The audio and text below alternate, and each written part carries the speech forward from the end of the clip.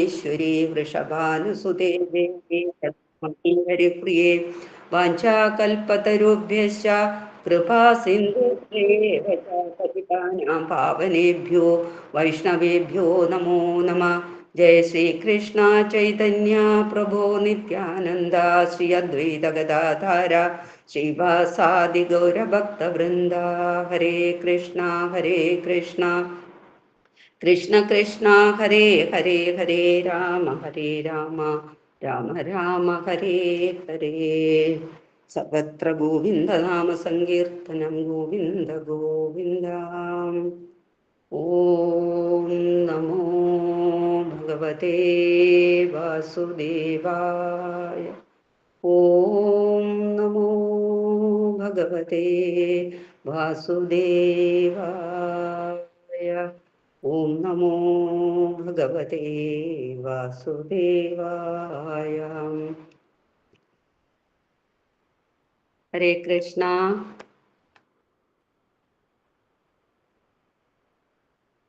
ഹരേ കൃഷ്ണ മാതാജി. ഹരേ കൃഷ്ണ.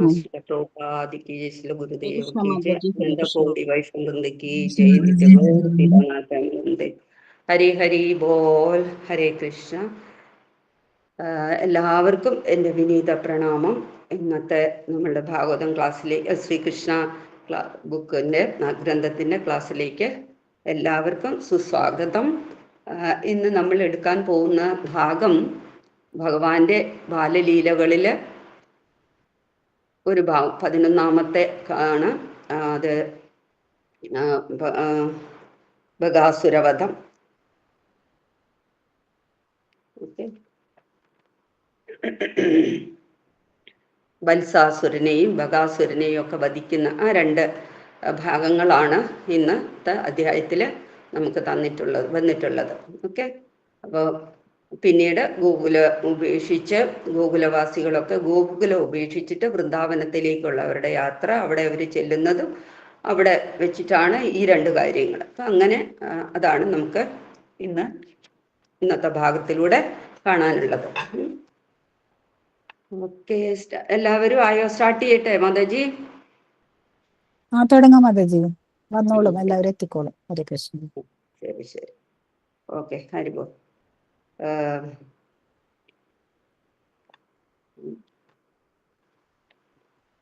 അതിനു മുൻപായിട്ട് നമ്മൾ ഭഗവാന്റെ അതീന്ദ്രിയ ലീലകൾ കേൾക്കേണ്ടതിൻ്റെ ആവശ്യം, ശ്രവിക്കേണ്ടതിൻ്റെ ആവശ്യം, ആ ശ്രവണത്തെക്കുറിച്ചും ഭാഗവത മാഹാത്മ്യത്തെക്കുറിച്ച് അല്പം പറഞ്ഞതിന് ശേഷം നമുക്ക് ആ പോർഷനിലേക്ക് കടക്കാം.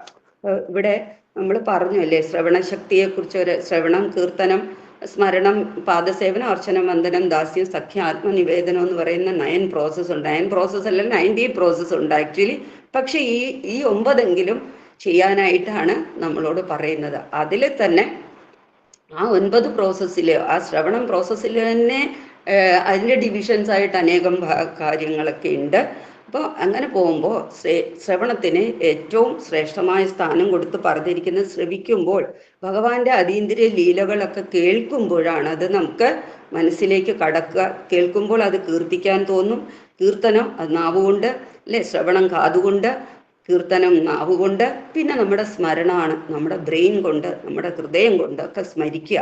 അപ്പൊ ഈ സ്മരണ തലത്തിലേക്കൊക്കെ എത്തിയതിന് ശേഷം, അപ്പോൾ ആദ്യം തന്നെ അതായത് ഭഗവാന്റെ അതീന്ദ്രിയ ലീലകളെ കുറിച്ചൊക്കെ കേൾക്കുക, അതിനുശേഷം അതേക്കുറിച്ച് കീർത്തിക്കുക, അതിനുശേഷം അതിനെ നമ്മൾ എന്താ അപ്പോഴത്തേക്ക് 3rd സ്റ്റേജിൽ എന്ന് പറയുന്നത് ഭഗവാന്റെ ഗുണങ്ങളെ കുറിച്ചൊക്കെ ഓർക്കുക എന്നുള്ളതൊക്കെയാണ് വരുന്നത്. അത് നമ്മളുടെ ഉള്ളിൽ, അപ്പോൾ ആ ഭഗവാന്റെ ഗുണങ്ങൾ നമ്മളുടെ ഉള്ളിൽ നിറയും. ഒരു ഭക്തദാസൻ എന്ന നിലയിൽ അപ്പോൾ ആ ഗുണങ്ങളെ കുറിച്ചൊക്കെ കേൾക്കുമ്പോൾ കൂടുതൽ എന്താ കേൾക്കുക? ഭഗവാൻ അതീന്ദ്രിയ കാരുണ്യവാൻ, ദയാലു, അല്ലേ? ഭഗവാൻ അതിശക്തമാൻ, ഭഗവാൻ ഭക്തന്റെ ദാസൻ, ഇങ്ങനെയൊക്കെയുള്ള ഗുണങ്ങളെ കുറിച്ച് കേൾക്കുമ്പോഴത്തേക്ക് അത് നമ്മുടെ സ്മരണയിലേക്ക് വരുമ്പോൾ ആ ഭഗവാന്റെ അനേകം ഗുണങ്ങളിൽ അതൊരല്പം, ഒരു 1% എങ്കിലുമൊക്കെ അത് ശ്രവിക്കുന്ന, അത് അത്രയും സ്മരിക്കുന്ന ആ ഭക്തനിലേക്ക് വന്നു ചേരും. അപ്പോൾ വന്നു ചേരുമ്പോൾ പിന്നെ ഉള്ള സ്മരണത്തിൽ എന്താണ് ആ ഭക്തന് തോന്നുക എന്ന് പറഞ്ഞാൽ ഭഗവാന്റെ അതീന്ദ്രിയ ലീലകളല്ലേ. ഇപ്പൊ എത്രയോ ലീലകൾ നമ്മൾ കേട്ടു വരുന്നു അല്ലേ. അവലോകല ബന്ധനം, പൂതനാമോക്ഷം തൊട്ടുള്ള ലീലകൾ, ഇങ്ങനെ ഭഗവാന്റെ ജനിച്ചപ്പോ തൊട്ടുള്ള ആ ലീലകള് എല്ലാം ഇങ്ങനെ കേട്ട് കേട്ട് കേട്ട് വരുമ്പോഴത്തേക്ക് എന്താ, ഭഗവാന്റെ ലീലകൾ ഇങ്ങനെ കേട്ട് വരുന്ന സമയത്ത് നമ്മളുടെ ഉള്ളിലും പറഞ്ഞില്ലേ അതിൻ്റെ ഗുണങ്ങളൊക്കെ ഒരു അംശാംശമായിട്ട് വന്നിട്ട് നമ്മൾ വിചാരിക്കും ആ വൃന്ദാവനത്തില് ഒരു പുല്ലായിട്ടെങ്കിലും, അല്ലെങ്കിൽ ഒരു ചെടിയായിട്ടെങ്കിലും, അല്ലെങ്കിൽ അവിടുത്തെ ഗോക്കളിൽ ഒന്നായിട്ടെങ്കിലും, ഗോപികമാരിൽ ഒന്നായിട്ടെങ്കിലും, ഗോകുലത്തിൽ ആ മൺധൂളികളില് ധൂളികളൊക്കെ അതിലെന്തെങ്കിലും ഒന്നിട്ട ആകാനൊക്കെ ആയിട്ടുള്ള ഒരു ആഗ്രഹം ഒരിക്കലെങ്കിലും മനസ്സിലുണ്ടായാൽ അവര് ഈ ഭൗതിക ലോകത്താണെങ്കിൽ പോലും വൈകുണ്ഠത്തിലെ പോലെ ആകും എന്നാണ് ഭാഗവതം നമുക്ക് കാട്ടിത്തരുന്നത്. ഓക്കെ, അപ്പോൾ നമ്മൾ കേൾക്കുമ്പോൾ ഇതൊരു വെറും കേൾവിയാകാൻ പാടില്ല. പറയാൻ കാരണം അതാണ്, വെറും കേൾവി ആകരുത്. ഇത് അതീന്ദ്രിയ ലീലകളാടിയ അതീന്ദ്രനായ ഭഗവാന്റെ ലീലകളാണ് നമ്മൾ കേൾക്കുന്നത്. അത്ര മഹത്വത്തോടു കൂടിയിട്ട്, അത്ര ശ്രദ്ധയോടു കൂടിയിട്ട് വേണം നമ്മളിതിനെ ശ്രവിക്കാനായിട്ട്. അപ്പോൾ ശ്രവണം എന്ന് പറയുന്നതിൻ്റെ ആ ഒരു ഇമ്പോർട്ടൻസ് കൊടുക്കുന്നതും അതിനൊക്കെ തന്നെയാണ്. അതുകൊണ്ട് വെറുതെ ആകരുത്. കാരണം എന്താ പറയുക, ആത്മാർത്ഥമായിട്ട് വേണം അല്ലേ, ആത്മാർത്ഥതയായിട്ട് വേണം ആ ആത്മാർത്ഥമായിട്ടുള്ള ശ്രവണ വാഞ്ചന നമ്മളിൽ ഉണ്ടാകണം, അഗ്രഹണ വാഞ്ചന നമ്മളിൽ ഉണ്ടാകണം. അതാണ് പ്രഥമമായ യോഗ്യത നമുക്ക് വേണ്ടത്. ഭാഗവതം കേൾക്കാൻ നമുക്ക് വേണ്ടുന്ന യോഗ്യത എന്ന് പറയുന്നത് ആത്മാർത്ഥമായിട്ടുള്ള ശ്രവണ വാഞ്ച. അതാണ് കാരണം ഭഗവാന്റെ അതീന്ദ്രിയ സന്ദേശ ശ്രവണത്തിന് വ്യഗ്രതയുള്ള ഒരു വ്യക്തിയായിട്ട് വേണം നമ്മളിരിക്കാൻ അല്ലേ. അത് ഭാഗവതത്തിൽ പറയുന്നുണ്ട്, ശുശ്രൂഷുഭിസ്തക്ഷണാത്. ആ സമയം തന്നെ നമ്മളുടെ ത്രിവിധ ദുഃഖങ്ങളും ത്രിവിധങ്ങൾ, ആദിഭൗതികം, ആദിദൈവികം, ആധ്യാത്മികമായിട്ടുള്ള ത്രിവിധ ക്ലേശങ്ങൾ നമ്മളിൽ നിന്ന് വിട്ടകന്നു പോകും. അതുകൊണ്ട് പ്രത്യേകം വേണ്ടതെന്നാണ് ആത്മാർത്ഥമായിട്ടുള്ള ശ്രവണവാഞ്ചയാണ്. ആ ശ്രവണവാഞ്ചയോട് കൂടിയിരുന്നിട്ട് വേണം ഭഗവാന്റെ അതീന്ദ്രിയയിലെ, പ്രത്യേകിച്ച് ഭഗവാന്റെ ബാലലീലകൾ കേൾക്കുമ്പോൾ അത് നമ്മൾ അത്രയും ഉൾക്കൊള്ളണം, അത്രയും ഉൾക്കൊണ്ടിട്ട് കേൾക്കുക. ഓക്കെ, അപ്പോൾ ഇന്നത്തെ ഭാഗം നമുക്ക് എടുക്കാം. അതിൽ ഇങ്ങനെ കഴിഞ്ഞ ക്ലാസ്സിൽ പറഞ്ഞു അല്ലേ, ആ യമള അർജുനന്മാരൊക്കെ ആയിട്ട് ആ രണ്ട് മരങ്ങളായിട്ട് നിന്നവർക്കൊക്കെ ഭഗവാൻ അനുഗ്രഹം കൊടുത്തു. ആ അനുഗ്രഹം കൊടുത്ത് അവര് ഭഗവാന്റെ ലോകത്തേക്കൊക്കെ പോയി എന്നൊക്കെ കേട്ടു അല്ലേ. അപ്പോൾ ഈ ശുഖബ്രഹ്മർഷി ഇങ്ങനെ പറഞ്ഞു കൊടുക്കുകയാണല്ലോ, പരീക്ഷത്തിന് ഉപദേശിച്ചുകൂടെ. നമ്മളിപ്പോൾ ഇരിക്കുന്നത് ഗംഗാതീരത്താണെന്നും പരീക്ഷിത്ത് മഹാരാജാവ് വിളിച്ചു കൂട്ടിയിട്ടുള്ള അവിടെ വന്നു ചേർന്നിട്ടുള്ള ആ ഒരു കൂട്ടത്തിൽ ഇരുന്ന് ശുഖബ്രഹ്മർഷിയിൽ നിന്ന് കേൾക്കുന്നത് പോലെ തന്നെ നമ്മൾക്ക് ആ ഒരു സ്റ്റേജ് നമ്മൾ ഉണ്ടാക്കണം മനസ്സിൽ. അവിടെയാണ് നമ്മൾ ഇരിക്കുന്നതെന്ന് സങ്കല്പിച്ച് വേണം ഭാഗവത കഥകളൊക്കെ കേൾക്കാനായിട്ട്. നമ്മുടെ മനസ്സിൽ അതൊക്കെ ഉണ്ടാക്കിയെടുക്കുക. ഇപ്പൊ പറഞ്ഞു അല്ലയോ പരീക്ഷിത്ത് മഹാരാജാവേ, ഇങ്ങനെ ആ യമള അർജുനന്മാരൊക്കെ മറിഞ്ഞു വീണു. എന്നിട്ട് അങ്ങനെ വീണപ്പോഴത്തേക്കുണ്ടല്ലോ അയൽപക്കത്തുള്ള എല്ലാ ഗോപന്മാരും എന്താ ഇടുത്തി വീണ പോലുള്ള ശബ്ദം കേട്ടിട്ട് ഭയന്ന് എല്ലാവരും ഓടി വന്നു എന്ന് പറഞ്ഞു അവിടെ. അപ്പൊ അവര് ആ ഭൂമിയിൽ ഇങ്ങനെ നിപതിച്ച് കിടക്കുന്ന യമള വൃക്ഷങ്ങളെ കണ്ടു. ആ വൃക്ഷങ്ങള് വീണുവെന്ന് നേരിട്ട് കണ്ടെങ്കിലും അവർക്ക് അതിനുള്ള കാരണം കണ്ടെത്താവാനാവാതെ നന്ദഗോപാദികളായിട്ടുള്ള വലിയ ഗോപന്മാരും ഗോപികമാരും ഒക്കെ ഇങ്ങനെ സംഭ്രാന്തരായി, ഒരു പരിഭ്രാന്തരായി, എന്തായതെന്ന്. അപ്പൊ സാഹചര്യങ്ങളൊക്കെ കൂടെ ഇങ്ങനെ കണക്കിലെടുക്കുമ്പോൾ ഇത് കൃഷ്ണൻ ചെയ്തതായിരിക്കുമോ എന്ന് വിചാരിക്കുകയാണ്. പക്ഷെ നോക്കുമ്പോ എന്താ, അവൻ ആ സ്ഥലത്ത് ബന്ധനത്തിൽ തന്നെ നിൽക്കുന്നു അല്ലേ. അമ്മ ഉരലിൽ കെട്ടിയിട്ട് കൊടുത്ത അതേ ബന്ധനത്തിൽ നിൽക്കുകയാണ്. അപ്പോ ആ ബന്ധനത്തിൽ നിന്നുകൊണ്ട് ഇങ്ങനെ ഒരു മോചനം അല്ലേ, ഈ വൻവൃക്ഷങ്ങൾക്ക് മോചനമോ എന്നൊക്കെ അവരിങ്ങനെ ചിന്തിക്കുക. സത്യമല്ലേ അല്ലേ. ബന്ധനത്തിൽ നിൽക്കുന്ന ഭഗവാൻ കഴിഞ്ഞ ഒരു ലീലയില് ഞാന് മണ്ണ് കഴിച്ചിട്ടില്ല അമ്മേ, മണ്ണ് തിന്നില്ല അമ്മേ എന്ന് പറയുന്ന എത്രയോ സത്യമാണല്ലേ. സത്യം പരം ധീമഹി. ആ പരമസത്യത്തെ ആർക്കാ മനസ്സിലാവുക? മനസ്സിലാക്കി കൊടുക്കുക. മണ്ണ് തിന്നണോ? സത്യത്തിൽ ഭഗവാനിൽ നിന്നുണ്ടാവുന്നതാണ് മണ്ണും വിണ്ണും ഒക്കെ തന്നെ. ആ ഭഗവാൻ അത് ഭുജിക്കണോ? ഇല്ല. അതുകൊണ്ട് തന്നെയാ പറയുന്നത്, ഞാൻ മണ്ണ് തിന്നിട്ടില്ല അമ്മേ, അത് ഉള്ളിൽ ഉള്ളതാണ് എന്നിലുള്ളതാണല്ലേ. അത് പറയാൻ പറ്റുന്നില്ലെങ്കിലും, അത് പറയുന്നില്ലെങ്കിലും ഞാൻ മണ്ണ് തിന്നിട്ടില്ല എന്ന് പറയാം. ഇവർ മണ്ണ് കട്ട് തിന്നു എന്ന് പറയത്തില്ല, കള്ളമാണ് എന്ന് ഭഗവാൻ പറയുന്നത് സത്യമാണ്, പരമസത്യം അല്ലേ. സത്യം പരം ധീമഹി എന്ന് പറയുന്നതാണ്. അപ്പൊ ആ പരമസത്യത്തെ അതുപോലെ തന്നെയാണ് ഇവിടെ പറയുന്നത്. നോക്കുമ്പോൾ എന്താണ്, ബന്ധനത്തിൽ നിൽക്കുന്നു, പക്ഷെ എന്താണ്, ഒന്നും അറിയാത്ത പോലെ നിൽക്കല്ലേ, ആ ബന്ധനത്തിൽ നിന്നാണ്. അപ്പോൾ ഇങ്ങനെ ഭഗവാന് ബന്ധനമില്ല, മോചനമില്ല. എപ്പോഴും ബന്ധനസ്ഥനാകാം, എപ്പോഴും മോചിതനാകാം. പക്ഷെ നാമെല്ലാം അങ്ങനെയല്ല. ഭഗവാന്റെ അംശം ആയതുകൊണ്ടിട്ട് ഈ ഭൗതിക ബന്ധനത്തിലൊക്കെ നമ്മൾ പെടും. നമുക്ക് ബന്ധനം, അങ്ങനെ ബന്ധനത്തിൽ പെടുമ്പോൾ ഈ ബന്ധനമില്ലാത്ത, ബന്ധനമുക്തനാകാൻ സാധിക്കുന്ന, മോചനം നൽകാൻ കഴിവുള്ള അല്ലെ മുകുന്ദനായാണ് നാം പ്രാപിക്കേണ്ടത്, ആശ്രയിക്കേണ്ടത് എന്നൊക്കെ ഇതിലൂടെ നമുക്ക് മനസ്സിലാക്കാൻ പറ്റും. അങ്ങനെ നോക്കുമ്പോൾ അവർക്ക് നോക്കുമ്പോൾ ആ സ്ഥലത്ത് തന്നെ ആ കെട്ടിയ മട്ടിൽ തന്നെ നിൽക്കുകയാണ്. ശരിക്കും കൃഷ്ണൻ ഇങ്ങനെ ഇത് ചെയ്തുവോ അതോ വെറും കഥകളാണോ? ഇതായിരുന്നു അവരുടെ സംഭ്രമത്തിൻ്റെ ഒക്കെ കാരണം. അങ്ങനെ അവിടെ അടുത്ത് നിന്ന് കുട്ടികളോടൊക്കെ അവർ ചോദിക്കുമ്പോൾ, അങ്ങനെ ഈ കൃഷ്ണൻ ഉരലിനോട് ചേർന്ന് കയറാൽ ബന്ധിച്ചിരിക്കുന്ന കാണല്ലോ, അവനത് വലിക്കുകയായിരുന്നോ കുഞ്ഞുങ്ങളെ എന്നൊക്കെ ചോദിക്കുമ്പോൾ ആ കുട്ടികൾ പറഞ്ഞു, ഈ കുട്ടിക്ക് എങ്ങനെ ഇങ്ങനെ കയറും കെട്ടി, വയറിൽ കയറും കെട്ടി ഉരലോട് ചേർന്നിരിക്കുക, അവൻ എങ്ങനെ ഈ വൻമരങ്ങളെ മോചിപ്പിക്കാൻ ഇങ്ങനെ കടപുഴക്കി പോലെ അടിച്ച് തലത്തിടാൻ പറ്റിയിരിക്കുന്നു എന്നെല്ലാം വീണ്ടും വീണ്ടും അവര് ഗോപന്മാർ അന്യോന്യം വീണ്ടും ആ സംഭവത്തിന്റെ മൂല കാരണം എന്താണ്, എവിടെയാണ്, ഇങ്ങനെ ആശ്ചര്യകരങ്ങളായിട്ടുള്ള കാര്യങ്ങളൊക്കെ ഇങ്ങനെ ഓർത്തപ്പോൾ അവർക്ക് സംശയം ഉണ്ടായി. എന്നാൽ ഒപ്പം തന്നെ പരിഭ്രമം ഉണ്ടായി. എന്തെങ്കിലും ആവട്ടെ എന്ന് വിചാരിച്ചിട്ട് അതെല്ലാം അവിടുന്ന് കുട്ടി രക്ഷപ്പെട്ടുമല്ലോ. അവൻ്റെ ഓടിച്ചെന്ന് എടുത്ത് നോക്കിയപ്പോൾ മേത്തെങ്ങും ഒരു മണൽ പോലും പറ്റിയിട്ടില്ല. അപ്പം അത് വലിയ അനുഗ്രഹമായിക്കൊണ്ടിട്ട് ഇതൊക്കെ ഭഗവാൻ രക്ഷിച്ചതാണ് നമ്മളെ എന്ന് പറഞ്ഞിട്ട് അവരെ ആശ്വസിക്കുകയാണ് ചെയ്തത്. അപ്പോൾ ഈ കൊച്ചു കുട്ടികളൊക്കെ ഇങ്ങനെ പുലമ്പുന്നുണ്ട്, കൃഷ്ണനാണ് ഇത് ചെയ്തത്, അവൻ ഈ മരങ്ങൾക്ക് നടുവിലൂടെ ഇങ്ങനെ ആ ഉരലും വലിച്ചുകൊണ്ട് പോയപ്പോഴാണ് ഇത് മറിഞ്ഞു വീണത്. എന്നിട്ട് അതിൽ നിന്ന് രണ്ട് നല്ല സുന്ദര രൂപമുള്ള മനുഷ്യന്മാര് അതിൽ നിന്ന് വന്നു, ഞങ്ങളുടെ സ്വന്തം കണ്ണുകൊണ്ട് കണ്ടതാണ് എന്നൊക്കെ ഇവര് വലിയവരോട് വിശദീകരിക്കുന്നുണ്ടെങ്കിലും അതൊന്നും അപ്പോഴത്തെ പരിഭ്രാന്തിയിലൊന്നും അല്ലെ സംശയത്തിലും ഒന്നും അവർക്ക് അവരുടെ തലയിലേക്കൊന്നും അത് പോയില്ല. അവര് ആ കുട്ടികൾ പറഞ്ഞത് വെറും ജൽപ്പനങ്ങൾ പോലെ എടുത്തു. എന്നിട്ട് എങ്കിലും സംശയങ്ങളും പേറി അവരുടെ പെട്ടെന്ന് തന്നെ കുട്ടിയെ എടുത്തിട്ട് അവര് ഗോവന്മാര് അവരുടെ വീടുകളിലേക്ക് പോവുകയാണ് ചെയ്തത്. അങ്ങനെ പോയി വേണ്ടുന്ന ശുശ്രൂഷകളൊക്കെ കുട്ടിക്ക് ചെയ്യുന്നു. പണ്ടത്തെ പോലെ തന്നെ നമ്മൾ കണ്ടില്ലേ, പശുവിൻ്റെ വാല് കൊണ്ടൊക്കെ അടിച്ചും ചന്ദനങ്ങളൊക്കെ തൊടിയിപ്പിച്ചും അങ്ങനെ കുട്ടിയുടെ ഉഴിഞ്ഞിട്ടും ഒക്കെ പേടിയൊക്കെ അകറ്റി അങ്ങനെ കൊണ്ടുപോകുന്നു. അപ്പോൾ ഇവിടെ നമുക്ക്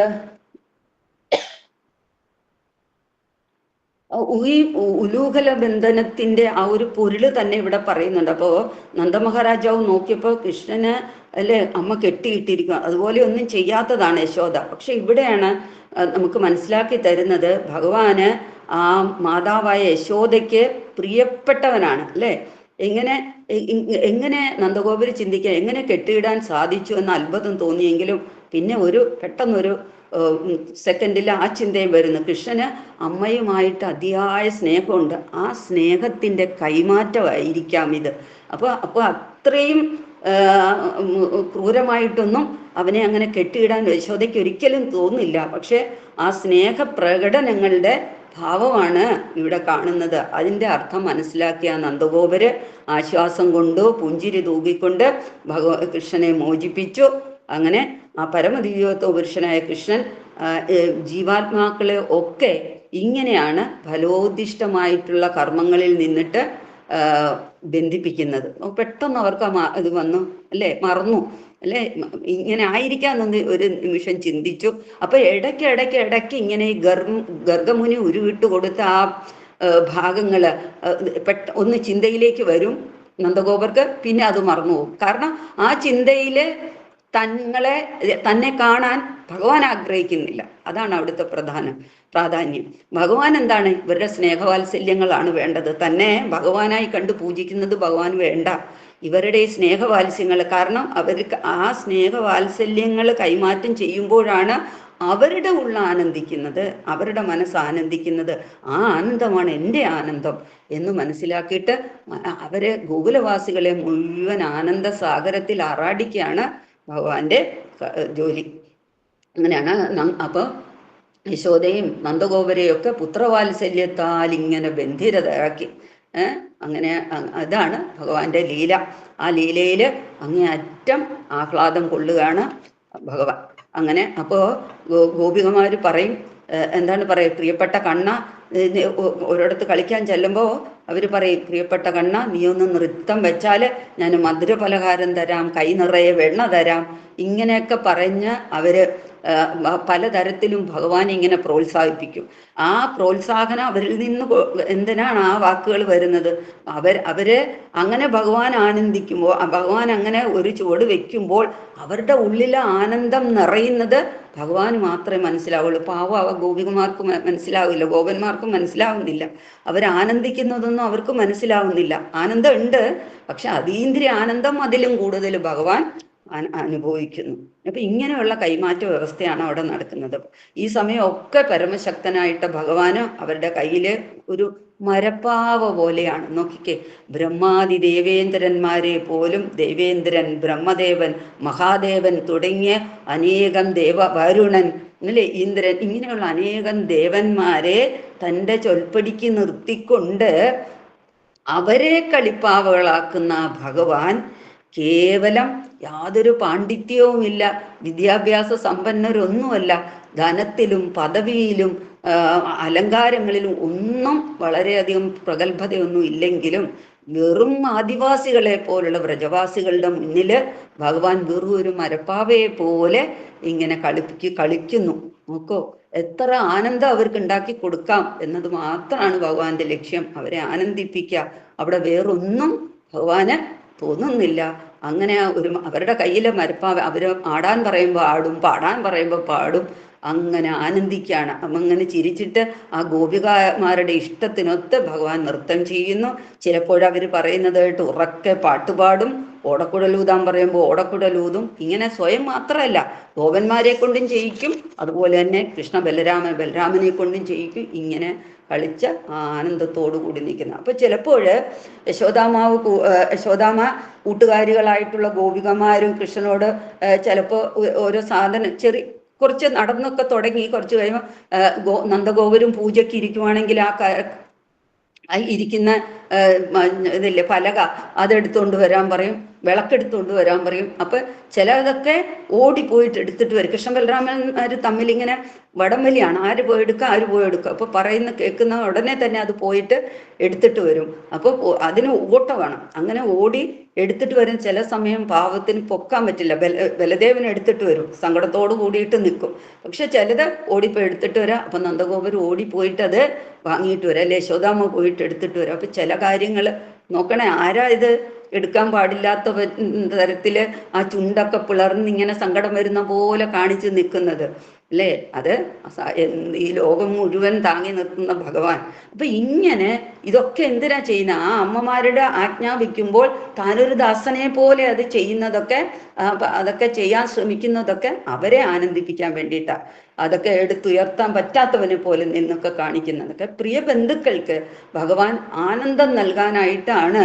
ഭഗവാൻ സ്വന്തം ശരീരത്തിൽ തന്നെ ഇങ്ങനെ എന്നിട്ട് തനിക്ക് അത്രത്തോളം ബലം ഉണ്ടെന്നൊക്കെ ഇങ്ങനെ മസിൽ പിടിച്ചൊക്കെ ചില സമയത്ത് കാണിച്ചു കൊടുക്കും. അപ്പോൾ ഇങ്ങനെയൊക്കെ അവര് ആനന്ദത്തിൽ ആറാടിക്കുകയാണ് ചെയ്യുന്നത്. ഭഗവാന്റെ ലീലകൾ അങ്ങനെ പരമദിവ്യോത്കൃഷ്ടനായ കൃഷ്ണന്റെ പ്രവർത്തികൾ മനസ്സിലാക്കാൻ കഴിയുന്ന ആ ലോകം ആസകലമുള്ള ശുദ്ധഭക്തന്മാർക്ക് താൻ ഭക്തർക്ക് എങ്ങനെ വശംവദനാകുന്നു എന്നൊക്കെ ഭഗവാൻ കാണിച്ചു കൊടുക്കുകയാണ് ഇങ്ങനെ. അപ്പൊ സ്നേഹഭാഷം കൊണ്ട് മാത്രം ഭഗവാനെ കെട്ടിയിടാൻ, നമ്മുടെ മനസ്സിൽ കെട്ടിയിടാൻ സാധിക്കുന്നു. ലോകലബന്ധനത്തിലൂടെയും അതുപോലെ തന്നെ ഇങ്ങനെയുള്ള ലീലകളിലൂടെയൊക്കെ ആ ശുദ്ധഭക്തന്മാർക്ക് ആനന്ദം. അവരുടെ സേവകനാണ് ഞാൻ. പലക എടുത്തുകൊണ്ട് വരാൻ പറഞ്ഞാൽ പലക എടുത്തുകൊണ്ട് വരും, വിളക്കെടുത്തുകൊണ്ട് വരും, പൂപ്പാത്രം എടുത്തിട്ട് വരാൻ പറഞ്ഞാൽ വരാം. അപ്പൊ അവരെയൊക്കെ അനുസരിക്കുന്നതായിട്ട് കാണിച്ചു കൊടുക്കുന്നു, അവരുടെ ദാസനായിട്ട് ഒക്കെ കാണിച്ചു കൊടുക്കുന്നു. അപ്പൊ ഇതൊക്കെ ഭഗവാന്റെ ആ അതീന്ദ്രിയ ആനന്ദ കൈമാറ്റം, അതുവഴി നടക്കാം. അപ്പോൾ തൻ്റെ ഭക്തന്മാരുടെ ആനന്ദം വർദ്ധിപ്പിക്കാൻ വേണ്ടിയിട്ടാണ് ഭഗവാൻ ഈ ലീലകളൊക്കെ ആടിയത്. അല്ലാതെ ഗോലോക വൃന്ദാവനത്തിൽ നിന്ന് വന്ന് ഭഗവാന് ഈ വ്രജത്തിലോ ഭൂമിയിലോ ഈ ലീലകളൊക്കെ ആടേണ്ട കാര്യമൊന്നുമില്ല. എന്തിനു വേണ്ടിയാണ്? തൻ്റെ ശുദ്ധ ഭക്തന്മാര് ഈ ഭൗതിക ലോകത്ത് വന്ന് ജനിക്കും, അവർക്ക് ആനന്ദം നൽകണം. ആനന്ദത്തിന് വേണ്ടി, അവർക്ക് ആനന്ദം നൽകാൻ വേണ്ടിയാണ് ഭഗവാൻ ഈ ലീലകളൊക്കെ വന്നാടിയത്. അപ്പൊ അതൊക്കെ കേൾക്കുകയും രസിക്കുകയും ചെയ്യേണ്ട അത്രയും 5000 വർഷങ്ങൾക്ക് മുമ്പാണെങ്കിലും ഇന്നും പുതുമോടിയോട് കൂടിയിട്ട് ഈ ആനന്ദ നിർഭരമായിട്ടുള്ള ലീലകള് നമ്മൾ എത്ര കേൾക്കുമ്പോൾ എത്ര ആനന്ദം നമ്മളിൽ ഉണ്ടാവുന്നു. അപ്പൊ അന്നത്തെ ഗോപന്മാരുടെയൊക്കെ അവസ്ഥയൊന്ന് ആലോചിച്ച് നോക്കാം. അപ്പൊ ഇന്നും ഭൂമിയിലെ എക്കാലവും ഭക്തന്മാർക്ക് അത് കേട്ടും പറഞ്ഞും ആസ്വദിക്കാൻ വേണ്ടിയിട്ട് കൂടെയാണ് ശ്രീ വ്യാസദേവ മഹർഷി ഇതൊക്കെ രചിച്ച് നമുക്ക് തന്നിട്ടുള്ളത്. ബ്രജഭൂമി എന്ന് പറഞ്ഞാൽ എന്താണ്? ബ്രജം. ബ്രജത്തിന്റെ അർത്ഥം തന്നെ വ്യാപിച്ചിട്ടുള്ളതെന്ന് വെച്ചിട്ടാണ് ബ്രജം. വ്യാപിച്ചു കിടക്കുന്ന ഭൂതലം. അപ്പോൾ ബ്രജഭൂമി അവിടെ മാത്രമല്ല, ഏതേത് ദിക്കിലിരുന്ന് ഏതേത് പ്രദേശത്തിരുന്ന് നമ്മൾ ഭഗവാന്റെ അതീന്ദ്രിയ ലീലകൾ വർണ്ണിക്കുന്നുവോ കേൾക്കുന്നുവോ അവിടെ ഒക്കെ ബ്രജമായി മാറും ആ സമയം. വൃന്ദാവനത്തിൽ തന്നെ പോയിരുന്ന് കേൾക്കണമെന്നൊന്നുമില്ല. അപ്പോൾ അങ്ങനെ മാറും എന്നാണ് ചൈതന്യ മഹാപ്രഭു പറഞ്ഞിട്ട്. എവിടെയൊക്കെ ഭഗവാന്റെ അതീന്ദ്രിയ ലീലകൾ വർണ്ണിക്കോ, ഭഗവാന്റെ നാമജപാദികൾ നടത്തുമോ, ആ പ്രത്യേകിച്ച് അതീന്ദ്രിയ ലീലകളെ കുറിച്ച് ആനന്ദിക്കുമ്പോൾ അവിടം വ്രജമായി മാറും. വ്രജം എന്ന് പറഞ്ഞാൽ വ്യാപകമാകുന്ന അതാണ്. അപ്പം ആ വ്രജഭൂമിയിലെ അന്തേവാസികൾക്ക് മാത്രമൊന്നുമല്ല, തൻ്റെ ബാഹ്യശക്തിയാലും ഐശ്വര്യങ്ങളാലും മനസ്സ് കവർന്നെടുത്തിട്ട് എല്ലാവർക്കും ഈ ലീലകള് ഭഗവാൻ കാണിച്ചു കൊടുക്കുക ചെയ്യും. ഇന്നും അന്നും എന്നും. അതാണ് നമ്മൾ മനസ്സിലാക്കേണ്ടത്, അല്ലേ? ഇത് കേൾക്കുമ്പോൾ എന്നും. അപ്പോൾ ഭഗവാനോടുള്ള പ്രേമത്തിൽ മുഴുകിയിരിക്കുന്ന അന്തർമുഖമായിട്ടുള്ള ഭക്തന്മാരുണ്ട്, അദ്ദേഹത്തിൻ്റെ അനന്ത ശക്തിയിൽ ആകൃഷ്ടമായിട്ടുള്ള ബഹിർമുഖന്മാരായിട്ടുള്ള ഭക്തന്മാരുണ്ട്.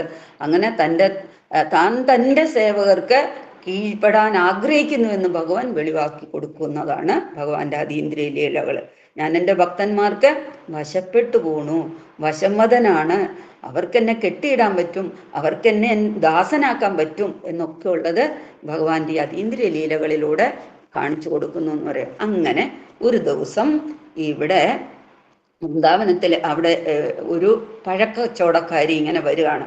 ഒരു കൊട്ടയിൽ നിറയെ പഴങ്ങളൊക്കെ ആയിട്ട് ഇങ്ങനെ വരികയാണ്. അപ്പം ഈ ആദിവാസിയാണ്. അപ്പോൾ അവിടെ കുറച്ച് ഗ്രാമത്തിൽ ദൂരെ നിന്ന് നടന്നു വേണം ഈ വൃന്ദാവനത്തിൽ വന്ന് ഇങ്ങനെ വിൽക്കുന്ന സമയത്ത്. അന്ന് ബാർട്ടർ സിസ്റ്റം പോലെയാണ്, അല്ലേ? ചിലപ്പോൾ ഒരു ഉരി അവല് കൊടുത്തോ, അല്ലെങ്കിൽ നെല്ല് കൊടുത്തോ, അല്ലെങ്കിൽ പാല് കൊടുത്തിട്ടോ, എന്തെങ്കിലും കൈമാറ്റ വ്യവസ്ഥ എന്ന് പറയുന്ന അതാണ്. സാധനങ്ങൾ കൊടുത്തിട്ട് സാധനങ്ങൾ വാങ്ങുക, അങ്ങനെയുള്ള ഒരു കാലമാണ്. അപ്പോൾ ഈ സ്ത്രീ ഇങ്ങനെ വ്രജഭൂമിയിലെ വാസികളോടൊക്കെ പഴം വാങ്ങണമെന്നുള്ള ഒരു വരുവിൻ, പഴം വാങ്ങണമെന്നുള്ള ഒരു വരുവിൻ ഇങ്ങനെ വിളിച്ചു പറയും. അപ്പം അങ്ങനെ ഇവിടെയും എത്തി, ഭഗവാന്റെ വീട്ടിലും എത്തിയ സമയത്ത് ഭഗവാൻ എന്ത് ചെയ്തു? അന്ന് എല്ലാവരും ജോലിയിലൊക്കെ മുഴുകി, യശോദാമ്മയൊക്കെ ഉള്ളിലാണ്. ആ സമയത്ത് നോക്കുമ്പോൾ പഴക്കാരി പഴം ഇങ്ങനെ വാങ്ങാൻ വരുമെന്ന് പറഞ്ഞ് വിളിച്ചു വരുന്നത് അതീവ ഭക്തിയുമാണ് അവർ. അപ്പോൾ വിളിച്ച് വരുന്ന സമയത്ത് ഓടിച്ചെന്ന് അകത്ത് പോയിട്ട് കുറച്ച് കയ്യിൽ നെല്ലെടുത്തിട്ട് ഇങ്ങനെ വരിക, ധാന്യം എടുത്തിട്ട് ഇങ്ങനെ വരികയാണ് ചെയ്യുന്നത്. ആ ധാന്യം എടുത്ത് ഈ പ്രായം ചെന്ന അമ്മൂമ്മയുടെ അടുത്തേക്ക് ഇങ്ങനെ ഓടി വരുന്ന സമയത്ത് ഈ കയ്യിൽ നിന്ന് ഈ നെന്മണികളൊക്കെ എന്നല്ല ആ ചിലമ്പ് കെട്ടി ഇങ്ങനെ ആടി ആടി ഓടി ഓടി വരുന്ന സമയത്ത് കയ്യിൽ നിന്ന് ഇതെല്ലാം ഇങ്ങനെ ഊർന്ന് പോയി അവസാനം 1 2 മണി ധാന്യമണി മാത്രമുണ്ട് ഈ അമ്മൂമ്മയുടെ കൊട്ടയ്ക്കരിയിൽ വന്ന കുളത്തില്.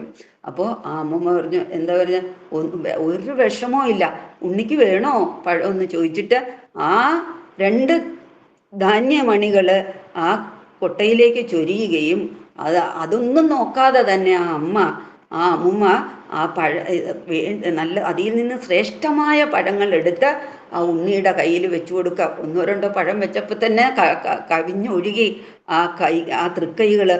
അപ്പോൾ അതങ്ങനെ കൊടുത്തു. അവരൊന്നും അറിയുന്നില്ല. ആ ഉണ്ണിയെ നോക്കി ഇങ്ങനെ ആ ഉണ്ണിയുടെ രൂപവും ഭാവവും ഒക്കെ ഇങ്ങനെ ഉള്ളിലേക്ക് ആവാഹിച്ചെടുത്ത് അവർ സ്തബ്ധയായിട്ട് ഇങ്ങനെ നോക്കി നിൽക്കുകയാണ് ഉണ്ണിയെ. ആ മനോഹരമായ രൂപം കണ്ട് എല്ലാം മറന്നു.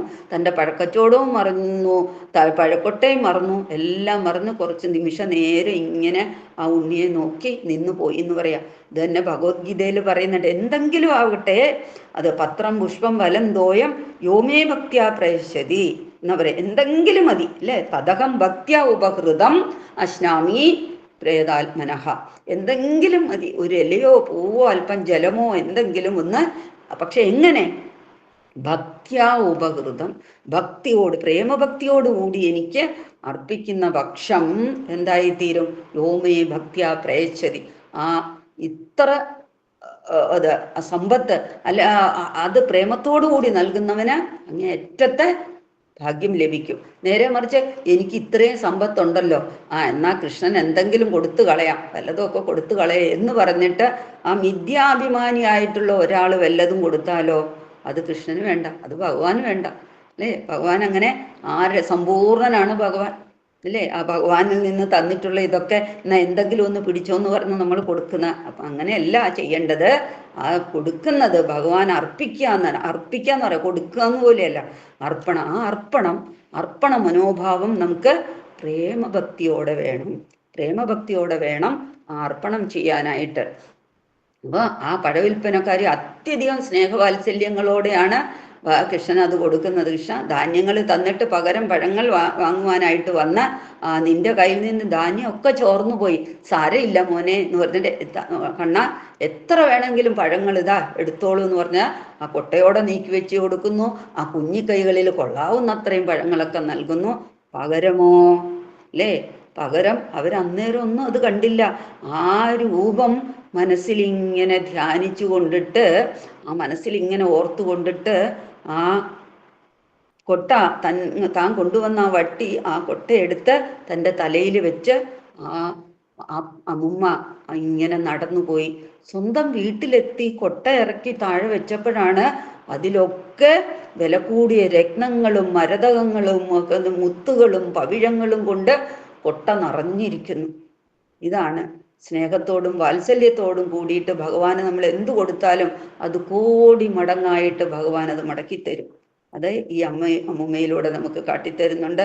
അത് ആത്മീയമായിട്ടും ഭൗതികമായിട്ടും അടിസ്ഥാനപരമായിട്ട് നടക്കുന്നത് ആ സ്നേഹ കൈമാറ്റമാണ് അവിടെ. അതുകൊണ്ട് ഭഗവത്ഗീത നമ്മളെ പഠിപ്പിക്കുന്നത്, അർജുനോട് ഭഗവത്ഗീതയിൽ ഭഗവാൻ പറയുന്നുണ്ട്, യത് കരോഷി യദശ്നാസി യജ്ജുഗോഷി ദദാസി യത് തപസ്യസ്യ കൗന്ദേയ തത് കുരുഷ്വാമതർപ്പണം. ഏ കുന്തിപുത്ര, ഏ പാർത്ഥ, നീ എന്ത് ചെയ്യുന്നുവോ, എന്ത് ഭക്ഷിക്കുന്നുവോ, എന്ത് നിവേദിക്കുന്നുവോ, എന്ത് ദാനം ചെയ്യുന്നുവോ, എന്ത് തപശ്ചര്യകൾ വ്രതങ്ങൾ അനുഷ്ഠിക്കുന്നുവോ എല്ലാം എനിക്കുള്ള അർച്ചനകളായിട്ട് വേണം ചെയ്യാൻ എന്ന് പറയും. അപ്പം ആ തനിക്കുള്ള വരുമാനത്തിൽ നിന്ന് സ്നേഹത്തോടും മമതയോടും കൂടിയിട്ട് ഭഗവാൻ എന്തെങ്കിലും കൊടുക്കാൻ എല്ലാവരും ശ്രമിക്കണം എന്നിതിലൂടെ കാട്ടിത്തരുന്നു നമുക്ക് അല്ലെ. എന്തെങ്കിലും ആയിക്കോട്ടെ, നമുക്ക് നമ്മളുടെ കഴിവിനനുസരിച്ച് അല്ലെ എന്താന്ന് വെച്ചാൽ കൊടുക്കാൻ. അത് ഇവിടെ ഭഗവാൻ ആ ദാനം, ധർമ്മപരമായിട്ടുള്ള ദാനത്തിന്റെ കാര്യമാണ് പറഞ്ഞതല്ല. ഭഗവാൻ ഇതൊന്നും വേണ്ടിയിട്ടില്ല. എല്ലാ ഐശ്വര്യങ്ങളുടെയും ഉറവിടമായിട്ടുള്ള സംഭരണിയാണ് ഭഗവാൻ അല്ലെ, എല്ലാത്തിൻ്റെയും സോഴ്സാണ്. അങ്ങനെയുള്ള ഭഗവാൻ ആരിൽ നിന്നും ഒന്നും ആവശ്യമില്ല. എന്നാൽ ഭഗവാൻ എന്തെങ്കിലും നൽകുവാൻ, ഭക്തിയോടുകൂടി നൽകുവാൻ ഒരാൾ തയ്യാറായാൽ അയാൾ തൻ്റെ ഗുണത്തിനായിട്ട് തന്നെയാണത് ഉപയുക്തമാക്കുന്നത്. നിന്റെ ഗുണത്തിന് തന്നെയാണ് അത് ഉപയുക്തം, അല്ല ഭഗവാന്റെ ഗുണത്തിനല്ല. അപ്പം ആ ഒരു സംസ്കാരം നമ്മളിൽ വളർത്തിയെടുക്കുകയാണ്. ദാനം ചെയ്യേണ്ട, മനസ്സ് തുറന്ന് ദാനം ചെയ്യാനുള്ള ഒരു സംസ്കാരം ഭഗവാൻ നമ്മളിൽ വളർത്തിയെടുക്കുന്നു. എന്താ ഭഗവാൻ, എന്ത് ഗുണങ്ങളാണ് നമ്മളിൽ ഭഗവാൻ വളർത്തിയെടുക്കാത്തതല്ലേ.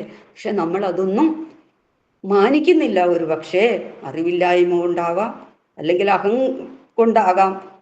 ഇതൊന്നും പാടില്ല എന്നുള്ളത് ഭാഗവതം നമുക്ക് കാട്ടിത്തരുന്നു. അപ്പൊ ഇതുമായിട്ട് ഒരു ഉദാഹരണമായിട്ട് ആചാര്യന്മാർ പറയുന്നത് എങ്ങനെയാന്ന് വെച്ചാൽ, സ്വന്തം മുഖം ഭംഗിപ്പെടുത്തിയാൽ അല്ലെ അതിന്, അപ്പൊ നമ്മള് അതിൻ്റെ പ്രതിബിംബവും അത് സ്വാഭാവികമായിട്ട് ഭംഗിയുള്ളതായി തീരും. സ്വന്തം മുഖം, നമ്മുടെ മുഖത്ത് നമ്മൾ പൊട്ട് തൊടുന്നു, കണ്ണാടിയിലുള്ള ബിംബത്തിന് അതിൻ്റെ ഭംഗി വരും അല്ലേ, അത് കണ്ടിട്ടാ ഞാൻ തൊട്ടിരിക്കുന്നത് ശരിയാണ്, നന്നായിട്ടുണ്ട് എന്ന് മനസ്സിലാക്കുന്നത് അല്ലേ. അപ്പം ഭഗവാന്റെ പ്രതിബിംബങ്ങളാണ് നാമെല്ലാം. ബിംബസ്ഥാനീയനായിട്ടുള്ള ഭഗവാന്റെ പ്രതിബിംബങ്ങളായിട്ടുള്ള നമ്മളും ശോഭിക്കണമെങ്കിൽ നമ്മൾ എവിടെ പൊട്ടു തൊടണം അല്ലേ? യഥാർത്ഥമായിട്ടുള്ള നമ്മുടെ ശരീരത്തെ പൊട്ടു തൊടുമ്പോഴാണ് ആ പ്രതിബിംബം, കണ്ണാടിയിലെ പ്രതിബിംബവും ശോഭിക്കുന്നത്. അപ്പൊ ഭഗവാന്റെ അംശമായിട്ടുള്ള നമ്മള് ഭഗവാനിലേക്ക് സമർപ്പിക്കുമ്പോഴാണ് നമുക്ക് ഭംഗി വരിക അല്ലെ, ശ്രേയസ് വരിക. അതാണ് പറയുന്നത്. അപ്പം ഭഗവാൻ ആത്മാരാമനാണ്. ഭഗവാനെ ആരും രമിപ്പിക്കണ്ട. നമുക്ക് രമിക്കണമെങ്കിൽ നമ്മൾ സ്വന്തമായി തന്നെ നമ്മുടെ ഉള്ളിൽ തന്നെ ആ അഭിവാഞ്ച വളർത്തിയെടുക്കണം. അങ്ങനെ അതിന് പിന്നെ പറയും യമളാർജുന വിഷങ്ങൾ അങ്ങനെ കടപുഴകിയൊക്കെ വീണതിന് ശേഷം ഒരു ദിവസം നദിക്കരയിൽ പോയിട്ട് ഭഗവാൻ ബലരാമനോടൊത്ത് ഏറ്റവും ഉത്സുകരായിട്ട് ഇങ്ങനെ കളിച്ചുകൊണ്ട് നടക്കുക. അപ്പോൾ ഇവിടെ ആ പഴക്കാരി അമ്മുമ്മയുടെ കാര്യം അത് കഴിഞ്ഞു. അടുത്തതായിട്ട് ഇങ്ങനെ അവര് കളിച്ച് നടക്കുന്ന സമയത്ത് രാമകൃഷ്ണന്മാരെ ഉച്ച ഊണ് സമയമായി. രാമകൃഷ്ണന്മാരെ വിളിക്കാനായിട്ട് രോഹിണീ ദേവി പോയി. പക്ഷെ രോഹിണീ ദേവി കുറേ വിളിച്ചിട്ടൊന്നും വരുന്നില്ല. കളിയിലിങ്ങനെ മതോന്മത്തന്മാരായി ഇരിക്കുക. കുട്ടികൾ കൂടെ കളിക്കുന്ന കുട്ടിപ്പട്ടാളോട്ട് വിടുവില്ല. ഭഗവാനെ കൃഷ്ണനും ബലരാമനും കളിയിൽ നിന്ന് പോയി കഴിഞ്ഞാൽ പിന്നെ എന്താ രസം അവിടെ ഉള്ളത്? അതുകൊണ്ട് അവർ വിടുവില്ല. അപ്പം അവരുടെ സ്നേഹഭാഷത്താലും ഇവരിങ്ങനെ അമ്മ വിളിച്ചിട്ടൊന്നും കേൾക്കാതെ നിന്നു. അങ്ങനെ രോഹിണി മാതാ സമ്മതിച്ചു. എനിക്ക് പറ്റില്ല എന്ന് പറഞ്ഞു, ഞാൻ വിളിച്ചിട്ട് വരുന്നില്ല എന്ന് പറഞ്ഞ് മടങ്ങി വന്നിട്ട് യശോദ മാതാവിനെ പറഞ്ഞു വിടുകയാണ്. അപ്പോൾ കൃഷ്ണബലരാന്മാരോട് കൂടുതൽ വാത്സല്യ രോഹിണിയേക്കാൾ യശോദാമ്മയ്ക്കാണ് കൂടുതലെന്ന് രോഹിണി മാതാ കരുതുന്നു. അവർക്ക് അതുകൊണ്ടിട്ട് യശോദമയ്യ പോയിട്ട് വിളിച്ചിട്ട് വരൂ, ഞാൻ യശോദാം പ്രേഷായാം എന്ന് പറയാണ് ആസ. രോഹിണി ഞാൻ വിളിച്ചിട്ട് വരുന്നില്ല, മാതാ പോയിട്ട് വിളിച്ചിട്ട് വന്നാൽ വരൂ എന്ന് പറഞ്ഞിട്ട് രോഹിണി അങ്ങനെ സൂചിപ്പിക്കുകയാണ്. എന്നേക്കാൾ വാത്സല്യം കൂടുതലും, അവർക്ക് വാത്സല്യം എന്നേക്കാൾ കൂടുതലും യശോദാമ്മയോടാണെന്നുള്ളതാണ് അവിടെ സൂചന. അങ്ങനെ പോയി നേരം വൈകിട്ട് ഈ കളിയിലുള്ള ആസക്തി മൂലം ഇങ്ങനെ വരാതെ ഇരുന്നപ്പോഴത്തേക്ക് അല്ലേ, നമ്മൾക്ക് ഒരു കീർത്തനത്തിൽ തന്നെയുണ്ട് യശോദാമയ്യ എന്തൊക്കെ പറഞ്ഞിട്ടാ ഭഗവാന് പ്രസാദം കൊടുക്കുന്നതെന്നറിയാം. 9 മണിയായോ? പ്രസാദം കൊടുക്കുന്ന എന്തെല്ലാം പറഞ്ഞിട്ടാണ്. കട്ടത്തൈരും പരിപ്പും വെണ്ണയും ചട്ടവും കൂട്ടി ഉണ്ണാഞ്ഞാൽ ചൂർണ കുന്തളം നീളം വയ്ക്കില്ല കണ്ണനുണ്ണി മാമുണ്ണണേ. പിന്നെ പറയുന്ന തൃഷ്ണയോടെ വരുന്നു ശങ്കരൻ വിഷ്ണു നിർമാല്യമുണ്ണാനും പുണ്യം നേടാനും കാകവേഷത്തിൽ കണ്ണനുണ്ണി മാമുണ്ണണേ. പറയാണ് തൃഷ്ണയോടെ ആശയോടുകൂട്ടി ഇതാ മഹാദേവൻ വരുന്നുണ്ട് നിന്റെ നിർമാല്യം ഉണ്ണാൻ. വിഷ്ണു നിർമാല്യം കഴിക്കാനായിട്ട് മഹാദേവനും ഇന്ദ്രനും ദേവാദി ദേവന്മാരൊക്കെ വരുന്നു. അവിടുന്ന് വന്ന് കഴിച്ചിട്ട് അവർ തൃപ്തരാകേണ്ടതല്ലേ, അതുകൊണ്ട് വന്ന് കഴിക്കൂ എന്ന് പറയുന്നുണ്ട്. അങ്ങനെ വെണ്ണ, പാൽ, പഞ്ചസാര, പായസം എന്നിവയെല്ലാം ധാരാളം ഉണ്ണുകിൽ വെളുത്തിടും നിന്നുടൽ കണ്ണനുണ്ണി മാമുണ്ണണേ. നിന്റെ ഉടലൊക്കെ വെളുക്കണോ, ഈ വെണ്ണയൊക്കെ കഴിക്ക. ഇങ്ങനെയാണ്. അപ്പൊ ആ കളി മതിയാക്കി വരാൻ വിളിക്കുന്ന ആ വിളിയൊക്കെ ഒന്ന് ആലോചിച്ച് നോക്കും. ഇങ്ങനെ അനേകമുണ്ട് കാര്യങ്ങൾ. അപ്പൊ ഇങ്ങനെയൊക്കെയാണ് ഊട്ടുക ഒക്കെ ചെയ്യുക. അങ്ങനെ പോയി വിളിച്ചിട്ട് വന്നു, വലിച്ചോണ്ട് വന്നു. അങ്ങനെ വിളിച്ചു വന്ന് എന്നിട്ട് പറയുന്നത് ഇന്ന് നിന്റെ ജന്മനാളാണ്, ഇതാ വരൂ നന്ദഗോപുര. അച്ഛൻ ഇതുവരെ ഭക്ഷണം കഴിച്ചിട്ടില്ല. അപ്പൊ അച്ഛനും ഒക്കെ ആയിട്ട് ഒന്നിച്ചിരുന്നേ ഭക്ഷണം കഴിക്കാറുള്ളൂ, അതുകൊണ്ടിട്ട് വരൂ എന്ന്. അത് കേട്ടപ്പോഴത്തേക്ക് വന്നു. കൃഷ്ണനും ബലരാമനും ഒക്കെ കൊണ്ടുവന്നു കുളിപ്പിച്ച് ഭംഗിയായിട്ട് വസ്ത്രങ്ങളൊക്കെ ധരിപ്പിച്ചു, ചന്ദനമൊക്കെ തൊടിയിച്ചു, വസ്ത്രഭൂഷണാദികളൊക്കെ വേഷഭൂഷാദികളൊക്കെ ഭംഗിയായിട്ട് അണിയിച്ചൊരുക്കി അങ്ങനെ ഒക്കെ ഊണ് ഒക്കെ കൊടുക്കുകയാണ് ചെയ്യുന്നത്. ഈ തരത്തിലാണ് യശോദാമയി കുട്ടിയെ വളർത്തിക്കൊണ്ടുവന്നത്. അങ്ങനെ ആ ശുഭകർമ്മങ്ങളൊക്കെ നടക്കുന്ന സമയത്ത് പിന്നെ പറയുന്നുണ്ട്, നീ ഇത് വന്ന് കഴിച്ചതിന് എന്താ പശുക്കൾക്കൊക്കെ പശുക്കളെയൊക്കെ ബ്രാഹ്മണന്മാർക്ക് ദാനം ചെയ്യണം, പിന്നെ ക്ഷേത്ര ദർശനം വേണം, അങ്ങനെയൊക്കെയുള്ള സംസ്കാരമാണ് പഠിപ്പിക്കുക.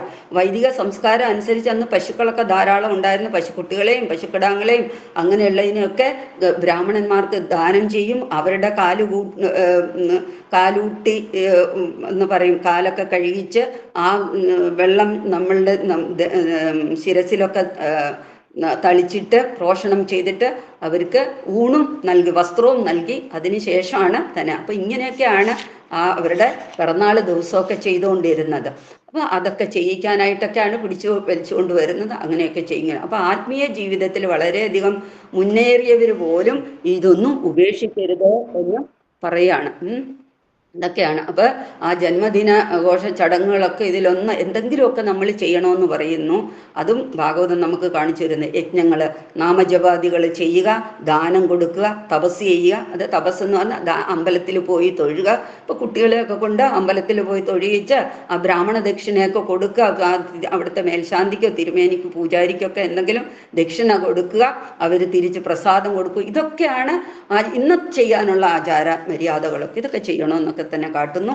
അങ്ങനെ നോക്കൂ, നിന്റെ കൂട്ടുകാരും ഒക്കെ അണിഞ്ഞൊരുങ്ങി വന്നിരിക്കുന്നതൊക്കെ നോക്കൂ എന്ന് പറഞ്ഞിട്ട് അങ്ങനെ അപ്പൊ പറഞ്ഞു കൊടുക്കാണ്, പ്രിയപ്പെട്ട പരീക്ഷിത്ത് മഹാരാജാവേ, എല്ലാവിധ ഐശ്വര്യ സമൃദ്ധികളാലും ഉന്നത ഗ്രഹത്തിലായിരുന്ന ആ കൃഷ്ണനെ സ്നേഹവാത്സാദികളൊക്കെ കൊണ്ടിട്ട് അതിൻ്റെ ആധിക്യം മൂലമായിട്ട് യശോദാമാതാവ് അങ്ങനെയാണ് കരുതിയത്. എന്നിട്ട് ആ കൃഷ്ണനെ കൈക്ക് പിടിച്ച് ബലരാമനോടൊപ്പം എല്ലായിടത്തും കൊണ്ട് നടക്കുകയും ആദരിക്കുകയും ഒക്കെ ചെയ്യുന്നു, ഭക്ഷണം നൽകുകയും ഒക്കെ ചെയ്യുന്നു. അപ്പം എപ്പോഴും കൃഷ്ണ ബലരാമന്മാര് ഒന്നിച്ച് തന്നെയാണ് എല്ലാം ചെയ്യുന്നതും എടുക്കുന്നത്. അങ്ങനെ സുഖബ്രഹ്മർഷി പറയാണ്, ഇനി അങ്ങനെ ഇരിക്കുന്ന ഒരു ദിവസമാണ് ബൃഹദ്വനം എന്ന് പറയുന്നത്. അവിടെ ഒരു അനിഷ്ട സംഭവം ഉണ്ടായി എന്ന് പറയാം. അപ്പൊ അനിഷ്ട സംഭവം എന്താ, നന്ദ മഹാരാജാവിന്റെ നേതൃത്വത്തിലുള്ള ഗോപന്മാരൊക്കെ ഇങ്ങനെ ഒത്തുകൂടി. അപ്പൊ അവര് പറഞ്ഞു, തുടരെ ഇങ്ങനെ ഈ വ്രജത്തിൽ ഉണ്ടാവുന്ന ഈ ശല്യങ്ങളൊക്കെ ഉണ്ടല്ലോ, അതൊക്കെ ഒന്ന് നമുക്ക് അവസാനിപ്പിക്കണം. അതിന് വേണ്ടിയിട്ട് എന്ത് ചെയ്യും, ഈ ഗോകുലവാസികളുടെ സഭയിൽ വെച്ചിട്ട് ഏറ്റവും പ്രായവും അറിവും ഒക്കെ ഉണ്ടായിരുന്ന ഒരു ആളുണ്ടായിരുന്നു, അത് ഉപനന്ദൻ. അദ്ദേഹം ഉപനന്ദൻ എന്ന അദ്ദേഹം പറഞ്ഞു, ഈ രാമകൃഷ്ണന്മാരുടെ നല്ല ഇതിന് വേണ്ടിയിട്ട് ഒരു നിർദ്ദേശം അദ്ദേഹം മുന്നോട്ട് വെച്ചു. അദ്ദേഹം പറഞ്ഞ്, എൻ്റെ സുഹൃത്തുക്കളായിട്ടുള്ള ഗോപന്മാരെ, നിങ്ങളൊക്കെ ഒരു കാര്യം ചെയ്യും, നമുക്കൊരു കാര്യം ചെയ്യും, ഇവിടെ ഉപേക്ഷിച്ച് നമുക്ക് ഇവിടുന്ന് പോകാം. കാരണം ഇവിടെ നിരവധി ആപത്തുകൾ ഈ കൃഷ്ണബലരാമന്മാർക്ക് ഇങ്ങനെ വന്നുകൊണ്ടേയിടുന്നു. ഈ കുഞ്ഞുങ്ങളെ വധിക്കുക എന്ന ലക്ഷ്യത്തോട് കൂടിയിട്ട് അനേക അനിഷ്ട സംഭവങ്ങൾ ഉണ്ടായല്ലോ. അതുകൊണ്ട് നമുക്ക് ഒരു കാര്യം ചെയ്യാം, ഇവിടം വിട്ടിട്ട്. അപ്പോൾ ഇങ്ങനെ പറയുന്നുണ്ട്, ഒരു രാക്ഷസി വന്നതും പിന്നെ ശകടാസുരൻ വന്നതും അങ്ങനെയൊക്കെ ഓരോരോ കാര്യങ്ങൾ പറഞ്ഞു. അപ്പം നമുക്കൊരു കാര്യം ചെയ്യാം, ഇവിടം വിട്ട് നമുക്ക് വ്രജത്തിലേക്ക്, വൃന്ദാവനത്തിലേക്ക് പോകാം എന്ന് പറയാണ്. അങ്ങനെ അവര് എന്ത് ചെയ്തു, എല്ലാവരും അതിന് സമ്മതിച്ചു. അങ്ങനെ ആ വൃന്ദാവനം സ്ഥിതി ചെയ്യുന്നത് നന്ദേശ്വരത്തിനും മഹാവനത്തിനും ഇടയ്ക്കാണ്. 12 വനങ്ങളാണ് ആ വൃന്ദാവനത്തിലൊക്കെ ഉള്ളത്. അപ്പൊ ഇതിവിടെ ആ നന്ദേശ്വരത്തിനും മഹാവനത്തിനും ഇടയ്ക്കാണ് ഈ വൃന്ദാവനം സ്ഥിതി ചെയ്യുന്നത്. അവിടേക്ക് ആ ഗോപന്മാര് അവിടേക്ക് താമസം ആയിട്ട് പോയി. എല്ലാവരും ഈ കാളവണ്ടിയിലും കുതിര വണ്ടിയിലും ഒക്കെ ആയിട്ട് എല്ലാ സാധനങ്ങളും ഒക്കെ എടുത്ത്, ഗ്രാമവാസികളെല്ലാം തന്നെ അവരവരുടെയൊക്കെ സാധനങ്ങൾ എടുത്ത് എല്ലാവരും ഉപനന്ദന്റെ ഈ ഇത് കേട്ട മാത്രയിൽ തന്നെ അവരവരുടെ എല്ലാ വസ്തുക്കളും കാര്യങ്ങളും എല്ലാം എടുത്ത് ഇങ്ങനെ പോവുകയാണ്. അപ്പൊ വൃദ്ധന്മാരെയും വൃദ്ധരായിട്ടുള്ളവരെ, സ്ത്രീകളെ, കുട്ടികളെ, വീട്ടു സാമഗ്രികള് ഒക്കെ ഇങ്ങനെ കാളവണ്ടിയിലൊക്കെ കയറ്റി ഇരുത്തി. അപ്പൊ അവിടെ നോക്കിക്കോണം അല്ലേ, കുട്ടികൾക്ക്, വൃദ്ധരായവർക്ക്, സ്ത്രീകൾക്ക്, ഇതിനാണ് അന്നും ഭഗവാനും എപ്പോഴും മുൻഗണന കൊടുക്കുന്നത്. ഇവരെ വേണം. അപ്പൊ നമ്മളൊരു സംഘം നടത്തിയിട്ട്, ഒരു ഭജനാ സംഘമോ എന്തെങ്കിലും നടത്തിയിട്ട് അവിടെ ആദ്യം തന്നെ വൃദ്ധരായിട്ടുള്ളവർക്കും കുട്ടികൾക്കുമാണ് പ്രസാദം വിളമ്പേണ്ടത്. പിന്നെ സ്ത്രീകൾക്ക് ഇത് കൊടുക്കണം. അപ്പൊ ഇങ്ങനെയൊക്കെ ഉള്ള എന്തെല്ലാം നമുക്ക് ഇതിൽ നിന്ന് പഠിച്ചെടുക്കാനുള്ളത് നോക്കാം അല്ലെ. ആദ്യം തന്നെ യുവാക്കളായിക്കൊള്ള അല്ലെ ഇതായിട്ടുള്ളവരൊന്നും കയറിയിരുന്ന. അപ്പൊ ഈ ഇവരെ ഇങ്ങനെ പ്രായമായവരെയൊക്കെ ബഹുമാനിക്കേണ്ടതും ആദരിക്കേണ്ടതും ഒക്കെ ആയിട്ട് കാണുക. അപ്പൊ അവരെയൊക്കെ അങ്ങനെ കയറ്റിയിരുത്തി, അങ്ങനെ പശുക്കളെയൊക്കെ എന്നിട്ട് മുന്നിൽ നടത്തി, അങ്ങനെ വില്ലും അമ്പും ധരിച്ച് ഗോപന്മാരൊക്കെ കൊമ്പും കുഴ കുഴൽ ഊതിക്കൊണ്ട് അങ്ങനെ വാദ്യമേള ഘോഷത്തോട് കൂടിയിട്ട് പുരോഹിതന്മാരായിട്ട് ആനയിക്കപ്പെട്ടു. പുരോഹിതന്മാർ, പുരോഹിതൻ, പുരോഹിതൻ എന്ന് പറഞ്ഞാൽ പ്രജകൾക്ക് ഹിതമായത് ചെയ്തെന്ന ആളാണ് പുരോഹിതൻ. അതായത് മറ്റുള്ളവർക്ക് ഗുണകരമായിട്ടുള്ള ശ്രേഷ്ഠമായ കാര്യം ചെയ്യുന്നവരെയാണ് പുരോഹിതൻ എന്ന് പറയുന്നത്. പുരത്തിലെ പ്രദേശത്തെ രാജ്യത്തെ ആയ രാജ്യം, പുരം എന്ന് പറയുന്ന രാജ്യം അല്ലേ, അങ്ങനെയൊക്കെയുള്ള മറ്റുള്ള ശ്രേഷ്ഠമായ ഉള്ളവർക്ക് പ്രയോജനപ്പെടത്തക്ക രീതിയിലുള്ള ശ്രേഷ്ഠമായ കാര്യങ്ങൾ ചെയ്യുന്ന അങ്ങനെ പുരോഹിതന്മാര് നയിച്ച് അനുഗ്രഹീതമായിട്ട് അങ്ങനെ പോയി. ഇങ്ങനെ ഇതിലൂടെ നമുക്കൊന്നും കൂടെ മനസ്സിലാക്കാൻ പറ്റൂല്ലേ, ഈ ഭഗവാന്റെ അതീന്ദ്രിയ ലീലകൾ കേട്ടിട്ട് ഭഗവാനെ മനസ്സിൽ ധ്യാനിച്ച് ആ ഗോപന്മാരെയും ഗോപികമാരെയൊക്കെ ധ്യാനിച്ച് പോയാൽ നമ്മളുടെ ജീവിതം ഉത്സവഭരിതമാക്കി മാറ്റാൻ സാധിക്കും. നമ്മുടെ ജീവിതയാത്ര ഉത്സവഭരിതമാക്കി മാറ്റാൻ സാധിക്കും. അതാണ് അങ്ങനെ ഗോകുലവാസികൾ പൊതുവെ എന്താ കൃഷിക്കാരൊക്കെ ആയിരുന്നു അല്ലെ. അങ്ങനെ ഗോപന്മാരായിരുന്നില്ല, ആപത്തിൽ സ്വയം രക്ഷ നോക്കാനൊക്കെ ആയിട്ട് അവർ പഠിച്ചിരുന്നു. വൃദ്ധര്, സ്ത്രീകള്, പശുക്കള്, കുട്ടികള് ഇവർക്കൊക്കെ മുൻഗണന കൊടുത്തു. പിന്നെ ബ്രാഹ്മണ പുരോഹിതര്, ഇത്രയും പേർക്ക് സംരക്ഷണം അവർക്കറിയാമായിരുന്നു. നോക്കൂ, അവര് പ്രജവാസികൾ വിദ്യയില്ല, പാണ്ഡിത്യമില്ല, പഠിപ്പില്ല എന്ന് പറഞ്ഞിട്ട് കാര്യമുണ്ടോ? അവർ ഇവരെയൊക്കെ വൃദ്ധരെ നോക്കും, സ്ത്രീകളെ സംരക്ഷിക്കും, പശുക്കളെ നോക്കും, കുട്ടികളെ നോക്കും, പുരോഹിതന്മാരെ നോക്കും. വേദം പഠിപ്പിച്ചു തരുന്ന, ധർമ്മം പറഞ്ഞു തരുന്ന ബ്രാഹ്മണ പുരോഹിതന്മാരെ. അപ്പൊ ഇവർക്കൊക്കെ സംരക്ഷണം നൽകി എന്ന് വെച്ചാൽ അവരെയൊക്കെ ബഹുമാനിച്ചിരുന്നു. അങ്ങനെയാണ്. അങ്ങനെ ആ കാളവണ്ടിയിൽ നിറച്ച് സഞ്ചരിച്ചിരുന്ന ഗോപസ്ത്രീകളൊക്കെയോ, ഗോപസ്ത്രീകൾക്ക് ഓരോരുത്തരും ഓരോ ഫാമിലി ആയിട്ടൊക്കെ ഓരോ കാളവണ്ടിയിലും ഒക്കെ ഇരുന്നു. അപ്പോൾ രോഹിണിയും ഭഗവാന്റെ അമ്മമാരൊക്കെ ഒരു കാളവണ്ടിയിൽ കയറി ബലരാമനെയും കൃഷ്ണനെയൊക്കെ മടിയിലിരുത്തി അങ്ങോട്ടും ഇങ്ങോട്ടും കളിച്ചും ചിരിപ്പിച്ചും അങ്ങനെ അവരവരുടെ യാത്ര ഇങ്ങനെ തുടർന്നു. അങ്ങനെ കൃഷ്ണ ബലരാന്മാരുടെ ലീലകളെ കുറിച്ചൊക്കെ അപ്പൊ ആനന്ദത്തോട് കൂടിയിട്ട് അവർ പറയാണ്. ഇവര് രണ്ട് അന്യോന്യം അവർ പറയുന്നു, അത് കേൾക്കുന്നു. പുത്രന്മാരിൽ നിന്ന് ഒരു നിമിഷം പോലും പിരിഞ്ഞിരിക്കാനാവാത്ത അവരോടൊപ്പം കാളവണ്ടിയില് മടിയില് കൃഷ്ണ ബലരാമന്മാരുണ്ട്. ഇങ്ങനെയാണ്, ഒരു നിമിഷം അവർക്ക് പിരിഞ്ഞിരിക്കാൻ പറ്റില്ല. അങ്ങനെ ഇങ്ങനെ എല്ലാ ഋതുക്കളും വസിക്കാൻ സുഖമുള്ളതായിട്ടുള്ള വൃന്ദാവനത്തിൽ എല്ലാ ഋതുക്കളിലും പുഷ്പങ്ങളും ഫലങ്ങളും നിറഞ്ഞിരുന്നു വൃന്ദാവനത്തിൽ എന്ന് പറഞ്ഞ്.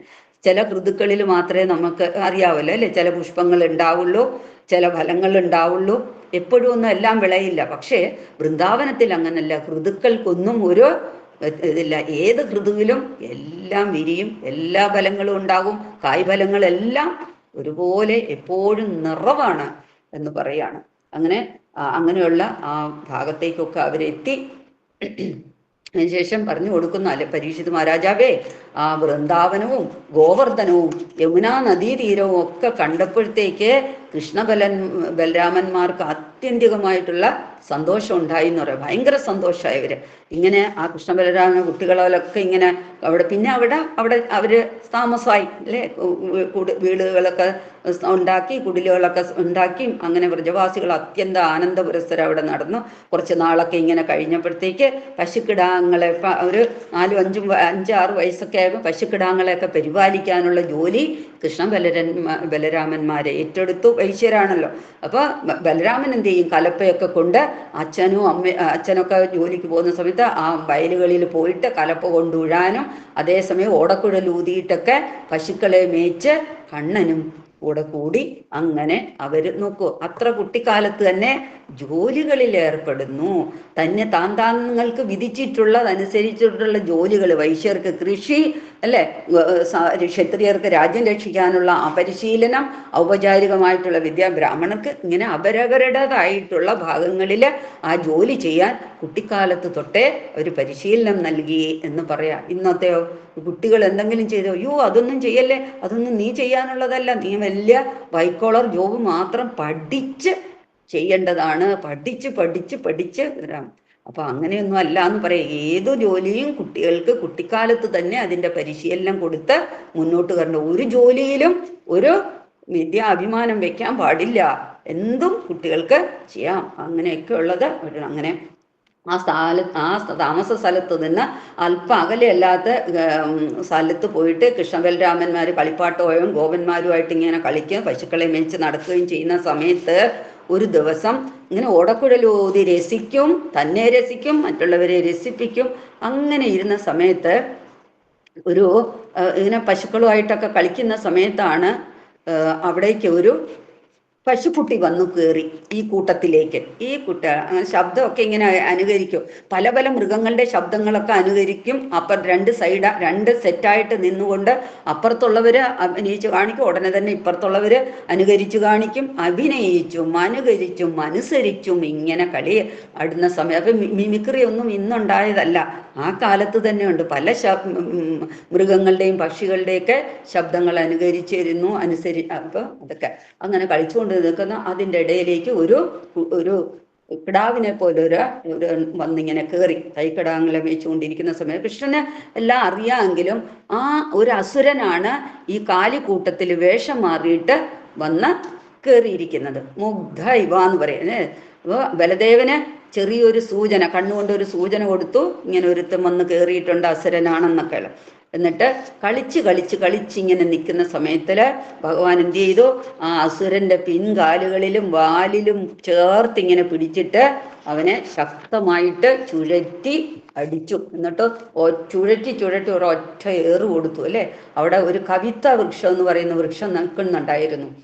അതിലേക്ക് ചെന്ന് അടിച്ച് വീണ് അതിലെ ഫുൾ ഫലങ്ങളോടുകൂടി, പഴുത്ത് നിന്നിരുന്ന എല്ലാ ഫലങ്ങളോടും കൂടിയിട്ട് അവനും താഴെ വീണു. ആ ഫലങ്ങളെല്ലാം എടുത്ത് കഴിക്കാനായിട്ട് ഈ കൃഷ്ണബലരാമന്മാർ ഗോപന്മാരോട് പറഞ്ഞു. അത് അതീന്ദ്രിയ രുചികളുള്ള നല്ല ഒരു പുളിപ്പും മധുരവും ഒക്കെ ചേർന്നിട്ടുള്ള പഴങ്ങളായിരുന്നു എന്ന് പറയാം. അങ്ങനെ അവര് ആ പഴങ്ങളൊക്കെ കഴിച്ചു ആസ്വദിച്ചു. അപ്പൊ കുട്ടികൾ ഇത് താഴെ വന്ന് വീണു, കുട്ടികൾ സ്തബ്ധരായിട്ട് നിന്നുപോയി. അതിനാണ് പെട്ടെന്ന് അവർക്ക് ഭക്ഷണം കൊടുത്ത് അവരുടെ ശ്രദ്ധയെ മാറ്റിയത്. എന്നാൽ ഇത് അല്ലെ ഭഗവാൻ ഇവരെ ഉപദ്രവിക്കാൻ വന്നതാണോ അല്ലെ തങ്ങളെ കൊല്ലാൻ വന്നതാണെന്നൊക്കെ മനസ്സിലാക്കിയ ഭഗവാൻ തൻ്റെ ഗോപന്മാർക്ക് ആശ്വാസം നൽകുന്നതിനും അവർക്ക് ആ പേടിയിൽ നിന്ന് മുക്തരാകുന്നതിന് ഈ പഴങ്ങളൊക്കെ അവരെ കൊണ്ട് ഭുജിപ്പിച്ചു. ഇതൊന്നും അത്ഭുതമായി കുട്ടികൾക്ക് തോന്നിയതേ ഇല്ല, ഇങ്ങനെയൊക്കെ സംഭവം ഇവിടെ നടന്നു എന്നുള്ളത്. നോക്കൂ, അങ്ങനെ ആ അസുരന്റെ മൃതശരീരം വന്ന് വീണത് കണ്ടിട്ട് പാവ ഇടബാലന്മാര് നന്നായി കൃഷ്ണ ഭേഷ് ഭേഷ് ബലഭേഷ് എന്ന് പറഞ്ഞ് അവർ ഉച്ചത്തില് സന്തോഷ്ടിയായിട്ട് ചെയ്തു. ദേവന്മാര് ആകാശത്ത് നിന്ന് പുഷ്പവൃഷ്ടി നടത്തി എന്നൊക്കെ പറയാം. അങ്ങനെ ആ അസുരനെ കൊന്നതിന് ശേഷം ബലരാമന്മാര് പ്രഭാത ഭക്ഷണമൊക്കെ കഴിച്ചിട്ട് പശുക്കുട്ടികളെയും ആട്ടിത്തെളിച്ച് അങ്ങും ഇങ്ങും ഒക്കെ കുറെ സഞ്ചരിച്ചു.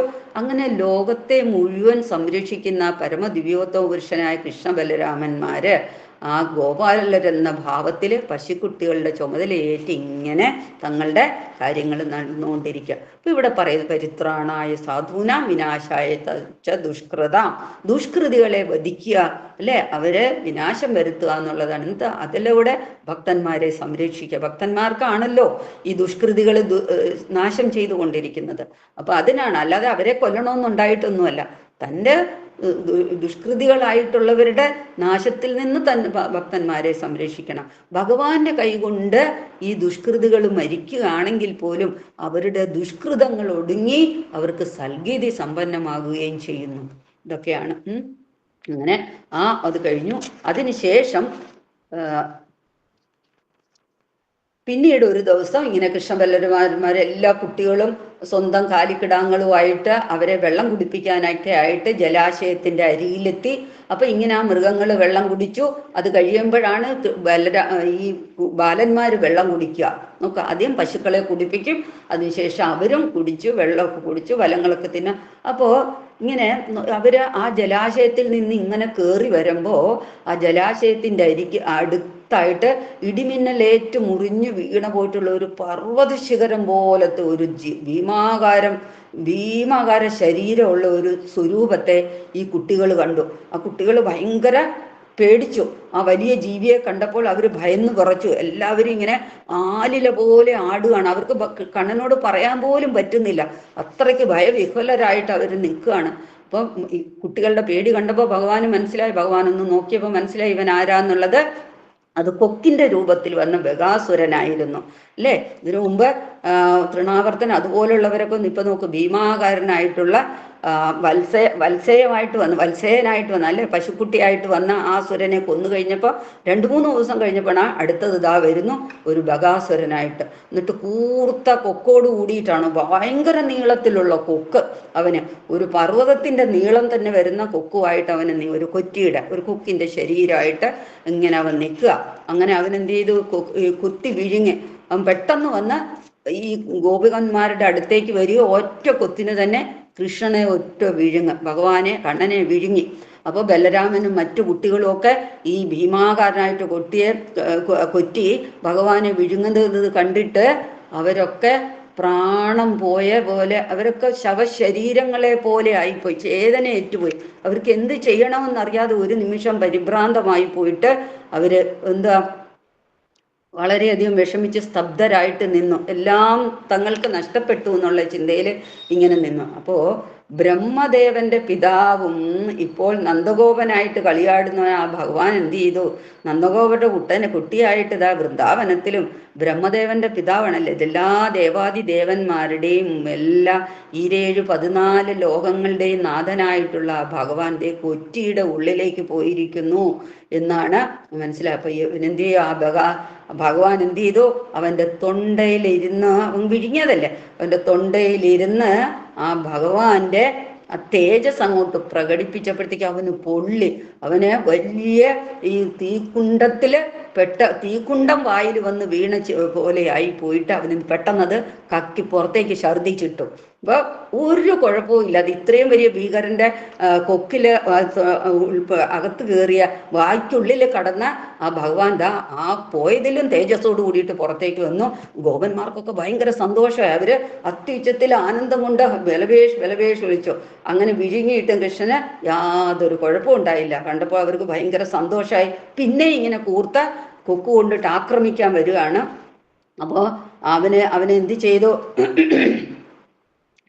കൃഷ്ണനെ ശത്രുവായിട്ട് കരുതിയ ആ ഭക്തിഹീനനായിട്ടുള്ള അദ്ദേഹം ലോകത്തിലെ ഏറ്റവും അസഹനീയമായിട്ടുള്ള ലോകത്തിലെ അസഹനീയത അനുഭവപ്പെടുന്നുണ്ട്. അങ്ങനെയുള്ള അവർക്ക് എന്ത്, അവന്റെ ആ വായുടെ ഉള്ളിലിരുന്ന് തന്നെ ഭഗവാൻ പുറത്തേക്ക് വന്നിട്ട് വീണ്ടും ഭഗവാനെയും ഗോപന്മാരെയും ഒന്നിച്ച് ഉള്ളിലേക്ക് എടുക്കാനായിട്ടുള്ള അവനിങ്ങനെ വന്നു. അവനെയും ഭഗവാൻ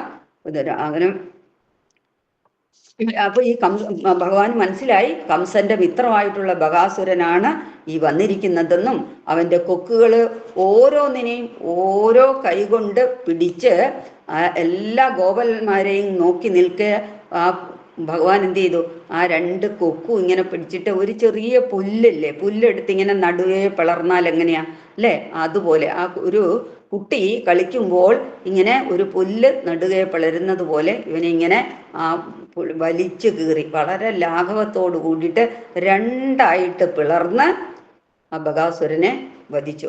ആ സ്വർഗലോകവാസികളൊക്കെ ആനന്ദം കൊണ്ട് നൃത്തം ചെയ്തു. അവർ പുഷ്പവൃഷ്ടി നടത്തി.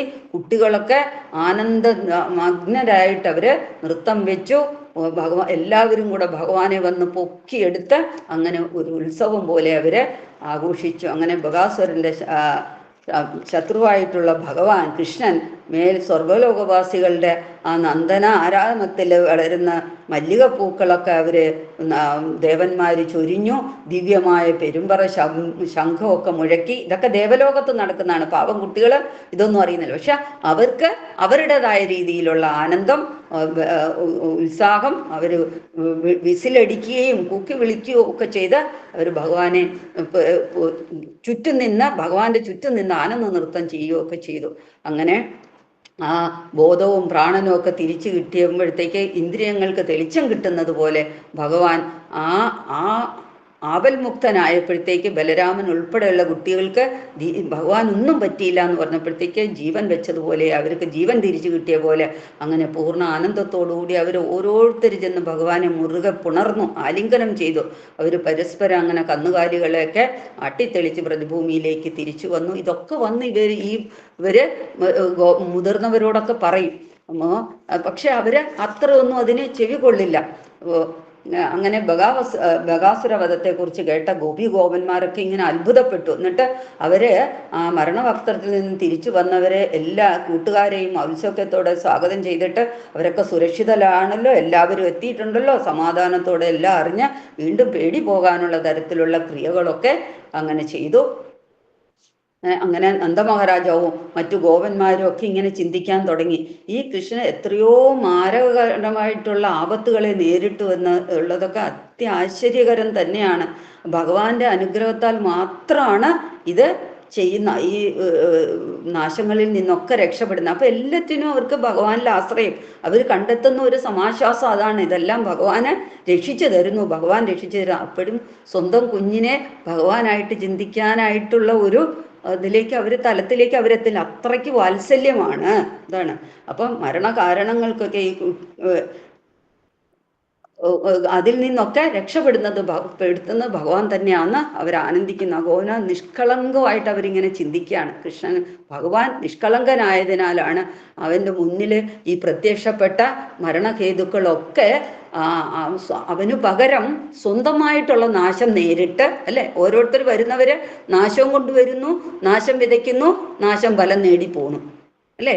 അങ്ങനെ നാശം വിതച്ചാൽ നാശം കൊയ്യാം എന്ന് പറയുന്ന പോലെ ആ ദുഷ്കൃത്യങ്ങൾ ചെയ്യാനുള്ള ദുഷ്ടമനസ്സോടുകൂടി വരുന്നു, അവര് അതുപോലെ തന്നെ നാശപ്പെട്ടു പോകുന്നു. അപ്പോൾ ഇത് ഭഗവാന്റെ മഹത്തായ അനുഗ്രഹമാണ് എന്ന്, ആ അനുഗ്രഹം മൂലമാണ് എന്ന് ആ ശുദ്ധ ഹൃദയരായിട്ടുള്ളവര് ചിന്തിക്കുക, ഗോപന്മാരൊക്കെ ചിന്തിക്കുക. അപ്പോൾ മരണകാരണങ്ങളായിട്ടുള്ള ദൈത്യന്മാര് അതിക്രൂരന്മാരായിരുന്നെങ്കിലും അവർക്ക് ഈ കുട്ടിയെ, കൃഷ്ണനെ കൊല്ലാൻ കഴിഞ്ഞില്ല.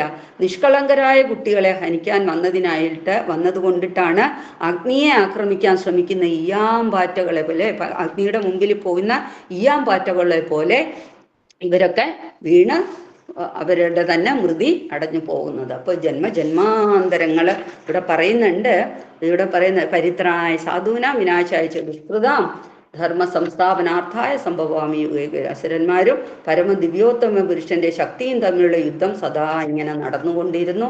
ഭഗവാന്റെ നിയന്ത്രണത്തെ എതിർക്കുന്നവര് ജന്മജന്മാന്തരങ്ങൾ തോറും ഇങ്ങനെ വധിക്കപ്പെട്ടുകൊണ്ടേയിരിക്കും. സാധാരണ ജീവസത്തകള് കർമ്മത്തിന് വശംവദരാണ്. പക്ഷേ പരമദിവ്യോത്തമ പുരുഷനായി എപ്പോഴും ഭഗവാന്റെ ആശ്രിതർക്ക് ഒരിക്കലും ഒരു നാശവും സംഭവിക്കരുത്. നമേ ഭക്ത പ്രണശ്യതി ഭക്തദ്രോഹി വിനശ്യതി. ഇതാണ് ഭഗവാന്റെ ശൈലി. ഭക്തനെ ദ്രോഹിക്കുന്നവൻ വിനാശത്തിന് കാരണമാകും. പക്ഷെ നമ്മെ ഭക്ത പ്രണശ്യ, എന്നെ ആശ്രയിക്കുന്നവർക്ക് എന്നും ശാന്തിയും സമാധാനവും ലഭിക്കും. എപ്പോഴും അസുരന്മാർക്ക് മേൽ വിജയം നേടിക്കൊണ്ടേയിരുന്നു. അപ്പോൾ ബ്രഹ്മജ്ഞാനം പൂർണ്ണമായി നേടിയവർ പറയുന്ന വാക്കുകൾ എന്ന് പറയാൻ ഒരിക്കലും അസത്യമാകില്ല. വീണ്ടും നന്ദഗോപരൊക്കെ ചിന്തിക്കുകയാണ്, അല്ലേ, ഗർഗമുനി പറഞ്ഞത് ഞാൻ പറഞ്ഞില്ലേ, ഇടയ്ക്കിടയ്ക്ക് അവർക്ക് ഇങ്ങനെ സ്മരണയിൽ വരും. ആ ഗർഗമുനി പറഞ്ഞതൊക്കെ എത്ര ശരി, അക്ഷരം പ്രതി ശരിയാണ്, അല്ലേ. അപ്പോൾ ഇതൊക്കെയാണ് ബ്രഹ്മജ്ഞാനികളായിട്ട് പറയുന്നവരൊക്കെ തീർച്ചയായിട്ടും അവർ പറയുന്ന കാര്യങ്ങളൊക്കെ സത്യമായിട്ട് തന്നെ വരും. എത്ര ആശ്ചര്യകരമാണ് എന്ന് പറഞ്ഞ് അവര് വീണ്ടും വീണ്ടും ആ മഹർഷീശ്വരന്മാരെയും ഗ്ലോറിഫൈ ചെയ്യുന്നു. അപ്പം ഈ കുട്ടിക്ക് എന്തോ നാരായണ തുല്യമായിട്ടുള്ള ശ്രേയസ് ഉണ്ട്, അതുകൊണ്ടാണ് ഭഗവാൻ അവനെ രക്ഷിക്കുന്നത്, ഭഗവാൻ അവനെ രക്ഷിക്കുന്നത്. നോക്കൂ, ഇങ്ങനെയാണ് നന്ദമഹാരാജാവിൻ്റെ നേതൃത്വത്തിലുള്ള ഗോപന്മാരുടെയൊക്കെ ചിന്ത. അങ്ങനെ ആ ലീലകളെക്കുറിച്ച് അതീന്ദ്രിയ ആനന്ദത്തോടു കൂടി പറഞ്ഞ് പിന്നെ സമാധാനമായിട്ട് വന്നു കഴിയുമ്പോൾ രാത്രി കാലങ്ങളിലുമൊക്കെ അവരിതേക്കുറിച്ച് സംസാര ദുഃഖങ്ങളൊക്കെ അകറ്റുന്നത് അവര് ഇങ്ങനെയായിരുന്നു. ഭഗവാന്റെ അതീന്ദ്രിയ കാര്യങ്ങളൊക്കെ പറഞ്ഞിട്ടാണ് അവര് ഈ ദുഃഖങ്ങളൊക്കെ അകറ്റുന്നത്. അതുകൊണ്ട് അവരൊന്നും അറിഞ്ഞില്ല. ശ്രീമദ് ഭാഗവതത്തിൽ കാണുന്നുണ്ട്, ഭഗവാൻ ലീലകളെ കുറിച്ചൊക്കെ പഠിക്കുകയോ ചർച്ച ചെയ്യുകയോ ഒക്കെ ചെയ്യുമ്പോൾ അതിൻ്റെ ഫലത്തിനെ കുറിച്ചൊരു നിർദ്ദേശമാണ് ഈ പറയുന്നത്. ഭഗവാന്റെ അതീന്ദ്രിയ ലീലകളെ കുറിച്ചൊക്കെ ശ്രവിക്കുകയോ കേൾക്കുകയോ പറയുകയോ എന്തെങ്കിലുമൊക്കെ ചെയ്യുമ്പോൾ, അങ്ങനെയൊക്കെ ചെയ്യുമ്പോൾ അതിൻ്റെ ഫലം എന്തെന്ന് വെച്ചാൽ സദ്യോ ഹൃദ്യവരുദ്ധ്യതേ അത്ര ഹൃദ്ഭി ശുശ്രൂഷുഭിസ്തക്ഷണാത്. അതായത് ത്രിവിധ ക്ലേശങ്ങളായിട്ടുള്ള എല്ലാറ്റിൽ നിന്നും രക്ഷപ്പെടാൻ. എന്താണ്? ഭൗതികം, ആധ്യാത്മികം, അതിദൈവികം ആയിട്ടുള്ള എല്ലാറ്റിൽ നിന്ന്, അതായത് നമുക്ക് നമ്മളുടെ മനസ്സും ആ ശരീരവും കൊണ്ട് ചെയ്യുന്ന കർമ്മബന്ധിതമായിട്ട് വരുന്ന പ്രശ്നങ്ങൾ, അല്ലെ, ജന്മാന്തരങ്ങൾ തോറും വരുന്ന ആ പ്രശ്നങ്ങൾ, ആ ദുരിതങ്ങൾ, ആ ക്ലേശങ്ങളിൽ നിന്നും, പിന്നെ മാത്രമല്ല ഈ ഭൂകമ്പം, മഴ, കൊടുങ്കാറ്റ്, അങ്ങനെയുള്ള ഭൗതികമായിട്ടുണ്ടാകുന്ന ആ ക്ലേശങ്ങളിൽ നിന്നും അതിദൈവികമായിട്ടുള്ള എല്ലാ പിന്നെ ജന്തുക്കൾ വഴിയും, അല്ലെ, കീടങ്ങൾ വഴിയും, കൊതുക് മുതലായവ വഴി ഉപദ്രവകാരികളായിട്ടുള്ള വരുന്നത്, അതായത് നമുക്കിപ്പോൾ കോവിഡ്, അല്ലേ, വൈറസ് ഒക്കെ, പിന്നെ കോവിഡ്, മലമ്പനി, അങ്ങനെയൊക്കെ വരുന്ന ദുരിതങ്ങൾ, അത് ഈ കൃമി കീടങ്ങളായിട്ടൊക്കെ വരുന്നത്. ഇങ്ങനെയൊക്കെ ഇതാണ് ത്രിവിധ ക്ലേശങ്ങൾ ലോകത്തുണ്ടാകുന്ന, ഭൗതിക ലോകത്തുണ്ടാകുന്ന ഈ ത്രിവിധ ക്ലേശങ്ങളിൽ നിന്നും രക്ഷ നേടുന്നത് ഈ സത്യപരമായിട്ടുള്ള ഭഗവാനെ കുറിച്ച് അറിയുകയും കേൾക്കുകയും പ്രശംസിക്കുകയും ചെയ്യുമ്പോഴാണ് എന്നവർ മനസ്സിലാക്കുന്നുണ്ട്. പക്ഷേ ഈ അതുകൊണ്ടിട്ടാണ് ഈ പറഞ്ഞില്ലേ, നിത്യേന അവരിങ്ങനത്തെ ആനന്ദം പറഞ്ഞും കേട്ടും രസിക്കുന്നതുകൊണ്ടാണ് ഈ യശോദാമയ്യ തുടങ്ങിയ ഈ നന്ദഗോപര് തുടങ്ങിയ ഗോപന്മാരും ഗോപികമാരും ഈ സന്ദർഭങ്ങളൊക്കെ ഇങ്ങനെ പറഞ്ഞും പാടിയും, അവരിത് അവിടുത്തെ കവികളായിട്ടുള്ള സാധാരണ സ്ത്രീകൾ പോലും ഓരോ സംഭവങ്ങളും കഥകളായിട്ടും അതുപോലെ തന്നെ കീർത്തനങ്ങളായിട്ടും പാടി രസിക്കുകയാണ് അവർ ഗോകുലത്തിൽ. സദാ ഓരോ ഈ ഭഗവാന്റെ ഓരോ പ്രവർത്തികളും ലീലകളും അതിനെ ഗാനങ്ങൾ ഉണ്ടാക്കിയിട്ട് അത് പഠഞ്ഞും പാടിയുമാണ് അവരുടെ നിത്യവൃത്തികൾ ചെയ്തുകൊണ്ടിരിക്കുന്നത്. അപ്പം അതുകൊണ്ടിട്ട് അവർ ഈ ഭൗതിക പ്രപഞ്ചത്തിൻ്റെതായിട്ടുള്ള ഈ ക്ലേശങ്ങളൊന്നും അറിഞ്ഞില്ല. ഈ സൃഷ്ടിച്ച അപകടങ്ങളൊന്നും അവർക്ക് ഉള്ളിലേക്ക് ആഴത്തിലൊന്നും ഇറങ്ങിയില്ല. അതൊക്കെ അവർ അപ്പോഴത്തേക്ക് തന്നെ മറക്കുന്നു. അവരിതിൽ നിന്നൊക്കെ മോചിതരാകുന്നു എന്ന് പറയാണ്. അതെന്താണ്? ഭഗവാന്റെ അതീന്ദ്രിയ ലീലകൾ കേട്ടും ശ്രവിച്ചും പാടിയും പുകഴ്ത്തിയും ഒക്കെ നടക്കുന്നുണ്ട്. അതുപോലെ തന്നെയാണ് ഭൗതിക പ്രപഞ്ചത്തിൻ്റെതായിട്ടുള്ള ഈ ത്രിവിധ ക്ലേശങ്ങളും നമുക്ക് അനുഭവപ്പെടില്ല. ഇത് അതിനൊരു ഉദാഹരണമാണ്. നമുക്കും ഈ പ്രകാരം ഭഗവാന്റെ അതീന്ദ്രിയ ലീലകൾ കേൾക്കുകയും പഠിക്കുകയും കേൾപ്പിക്കുകയും ഒക്കെ ചെയ്യുമ്പോഴത്തേക്ക് തീർച്ചയായിട്ടും ഞാൻ പറഞ്ഞില്ല, ആ ആനന്ദത്തിലൊക്കെ നമ്മളും ആറാടുകയാണെങ്കിൽ വലിയ വലിയ ക്ലേശങ്ങളൊന്നും നമുക്ക് മനസ്സിലേക്ക് ആഴത്തിൽ വന്നു കൂടില്ല. തീർച്ചയായിട്ടും അത്, അല്ലേ? നമുക്ക് ഇവിടെ അറിയാൻ പറ്റും ഗുരുവായൂരപ്പൻ്റെ ആ ഒരു കാരുണ്യം. അവിടെ വന്ന് തൊഴുമ്പോൾ, അല്ലേ, ഇതൊക്കെ അവിടെയൊക്കെ ചിത്രങ്ങളിലൊക്കെ ചുവർ ചിത്രങ്ങളായിട്ടൊക്കെ വെച്ചിട്ടുണ്ട്. അതൊക്കെ കാണുമ്പോൾ, അല്ലേ, ഒക്കെ ആ ആനന്ദം നമ്മൾ അനുഭവിക്കുമ്പോൾ എത്രയോ കെട്ടായിട്ടുള്ള ദുഃഖവും ഭാരം പേറിയായിരിക്കും വന്നത്, പക്ഷെ ഒക്കെ അലിഞ്ഞു പോകും. അപ്പോൾ ഇങ്ങനെ ഇതൊക്കെ കേൾക്കണം.